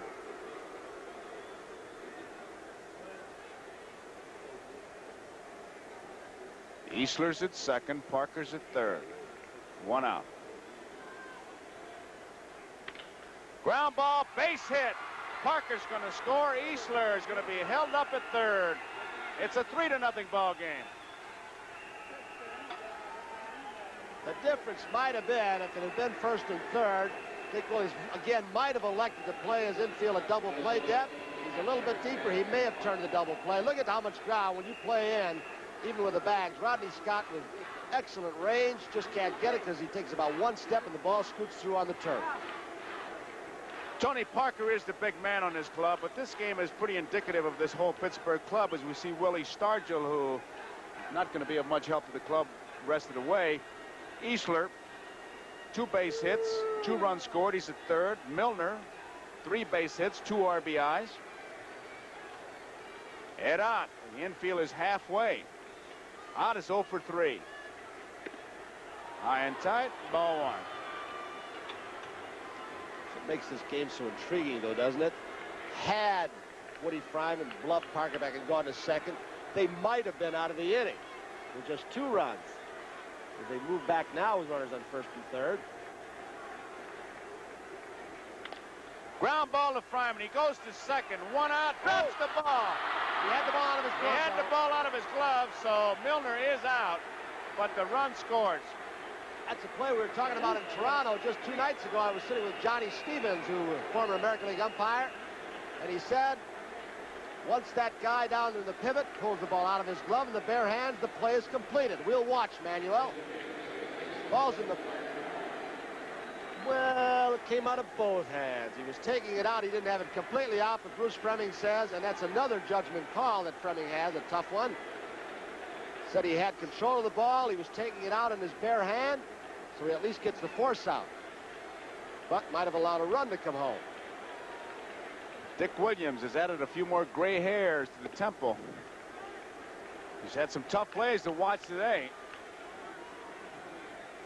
He had a tie-and run at the plate situation with a man on first and put a pinch run in and got him picked off. Garner. A base hit. Garner singles into center field. Ott stops at second. Woody Fryman, a rough outing.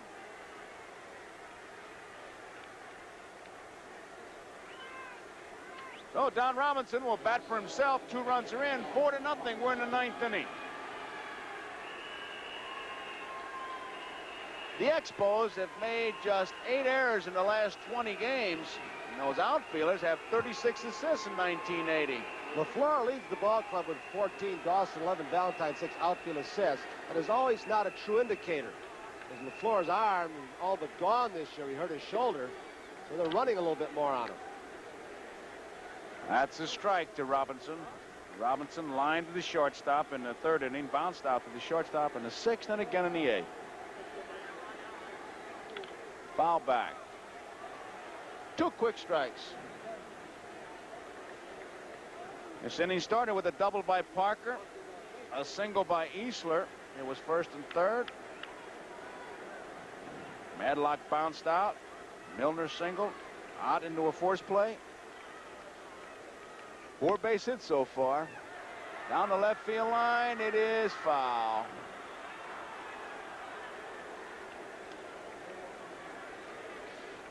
Next Saturday, Yankees and Red Sox. Montreal at St. Louis. Be our games. You check the listings in your area for the game in your area. If Pittsburgh holds on to this lead, they will drop just 3.5 games behind Montreal. And Philadelphia, they would win. They could drop, well, they could move up to just a game behind Montreal. It's tight. You betcha. 1-2 pitch now to Don Robinson. Taps it. Woody Fryman off the mound will have to make the play himself. He does to Montanez. That gets Robinson. Ends the inning, but the Pirates pick up 2 big runs. We go into the bottom half of the 9th inning. It's Pittsburgh 4, Montreal nothing. Offers Dawson and Montanez for the Expos in the bottom of the 9th. There's a feeling deep inside you, a spirit you just can't hide. And with every taste of life that's new, well, that Pepsi spirit shines right through. Catch that Pepsi spirit. Drink it in, drink it in, drink it in. Catch that Pepsi spirit. Drink it in, drink it in, drink it in. You don't need a haircut, Mr. Reed. You need Brill Cream. Brill Cream? Sure. Your hair's short enough, but it's a mess. It sure is. Brill Cream's so concentrated, just a little dab keeps my hair healthy looking and in control all day. Watch.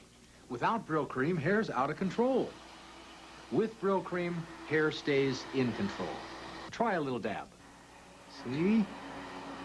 Terrific, huh? You're right. With Brill Cream, a little dab will do you.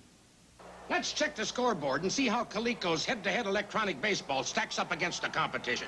Sure, some games have base stealing and pitch selection. But for real two-player action, only head-to-head baseball has computed batting averages for each player, hitting for average or for extra power, 16 pitching variations, including a pitch-out, extra innings scoring, and more. It's no contest. Get head-to-head electronic baseball by Coleco, now that you know the score. Zinc, not just a mineral dug from the ground, but one of the essential nutrients your body needs. So essential it should be part of your diet every day. So essential it's been added to Stress Tabs. Stress Tab 600 with zinc. Stress Tab 600 with zinc can help reinforce your diet with 23 milligrams of zinc in a high-potency formula that concentrates on the vitamins your body can't store. Stress Tab 600 with zinc from Letterly Laboratories. Well, we've had a big argument going on all during the commercial. Dick Williams has been thrown out of the game. There he goes. Rodney Scratcho was coming off the field, the Expos second baseman, and the next thing we looked up, Scott was in a heated argument with Terry Tata, the first base umpire. Don't know who started or why it started, but they went at it. Felipe Lou, the first base coach, got between them. Tata then continued to argue with Scott. Williams came out. Fleming got in, as did Kibler and Stello. Next thing you know, Fleming came over and kicked out Dick Williams. Williams went out there to protect his ball player, and next thing you know, Williams was in an argument with Fleming, and he was really, I don't know what he said, but he said it in a hurry because he was gone in a hurry. It started between Rodney Scott and Terry Tata. Now Williams is going to give control over to the club. Has he also thrown Scott out? He must have. Both of them are leaving. He probably gave it to Scott. Yeah. Williams is escorting him to the clubhouse. So I'm assuming, or we're assuming, that Tata threw Scott out for the argument that started from what we don't know. They were really jawing at it. Williams came out to protect him. Fleming threw Williams out. One thing that, well, a couple umpires did in that situation, they followed the player. If a player or manager or coach argues too vigorously with an umpire chases, they kick him out. Now they're throwing things at Parker and Wright. Parker's getting thrown at things at him and Wright. Well, while this is going on, let's pause for station identification. This is the NBC television network. This is WMAQ-TV, Chicago. The crowd here, 51,305. Well, they had some controversy last night. They got bigger controversy today. I'd like to know what the argument was about. We're trying to find out.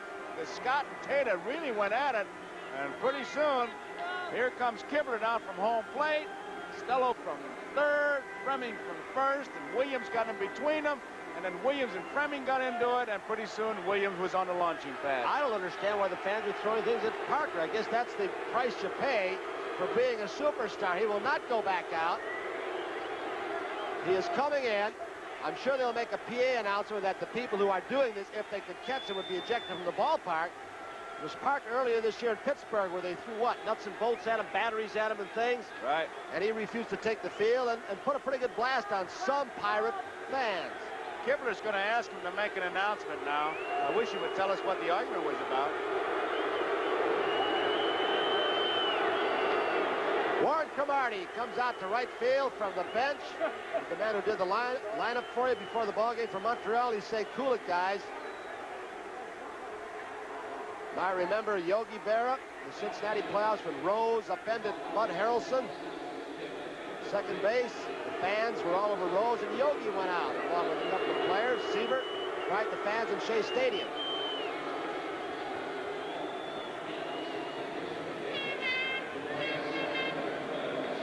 Detroit and Cleveland at the end of 9 are tied at 4 apiece.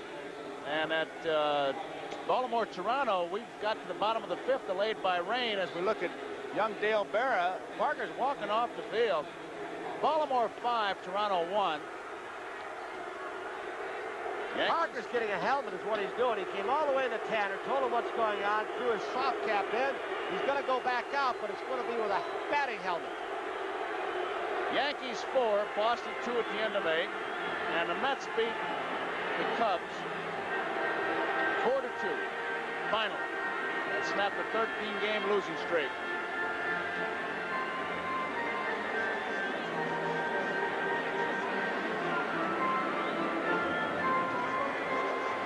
NBC's Game of the Week has been brought to you by Ford and your Ford dealers, who bring you the better idea cars and trucks for the 80s.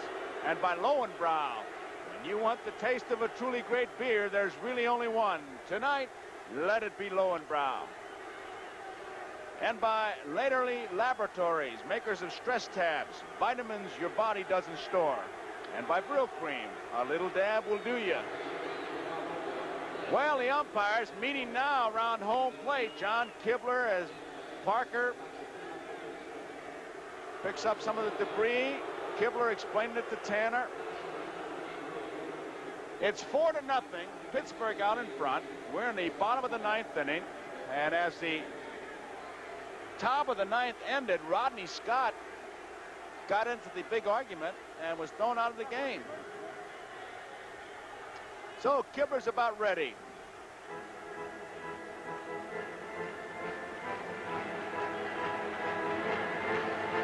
So it's been quite a rhubarb here. Rodney Scott got into an argument with the umpire at first base, Terry Tata, and then Dick Williams came out to help his ball player. This was just a few moments ago. We taped it, and now Williams is getting the word into Tata. Now watch Kibler trying to say, let's go. And right about here, Bruce Fleming, who's kind of trailing the play, the umpire looks like Spanky right here. Now he gets in a discussion. Now watch what happens. He's setting him up for the launching pad, and pretty soon Dick Williams will say the magic word. The duck came down, and there goes Dick Williams. Joe Garagiola with Tony Kubek here in Montreal. We're finally going to get the 9th inning going. Fastball by Robinson is outside the office. Ball 1. It's 4-0 Pittsburgh over the Expos. 2 runs in the 9th inning for Pittsburgh. And they have a 4-0 lead here in the 9th. There is ball 2. A home run by Easler in the 2nd inning. A walk and a stolen base by Easler. Scored on Milner's base hit. That was in the 7th. And then 2 runs in the 9th, and it's 4-0. And there's the strike. 2 balls and 1 strike. Office, 1 for 3. Robinson has pitched a very strong game. He struck out 8. He's walked 1. He has allowed just 4 base hits. That's out of play. Tony Kubek has made his way down to the field. Office with the count of 2 balls and 2 strikes. And 9th inning for Pittsburgh was a double by Parker to lead it off, a single by Easler. Parker stopped at 3rd. Madlock tapped. 2nd and 3rd. Parker did not score. Milner then a base hit, drove in a run. Out hit into a force play to drive in the 2nd run. Count remains at 2-2. Pittsburgh bullpen busy. Rodney Scott and Dick Williams ejected. There you see Tucovy. Recognize that delivery, and the left-hander is Grant Jackson.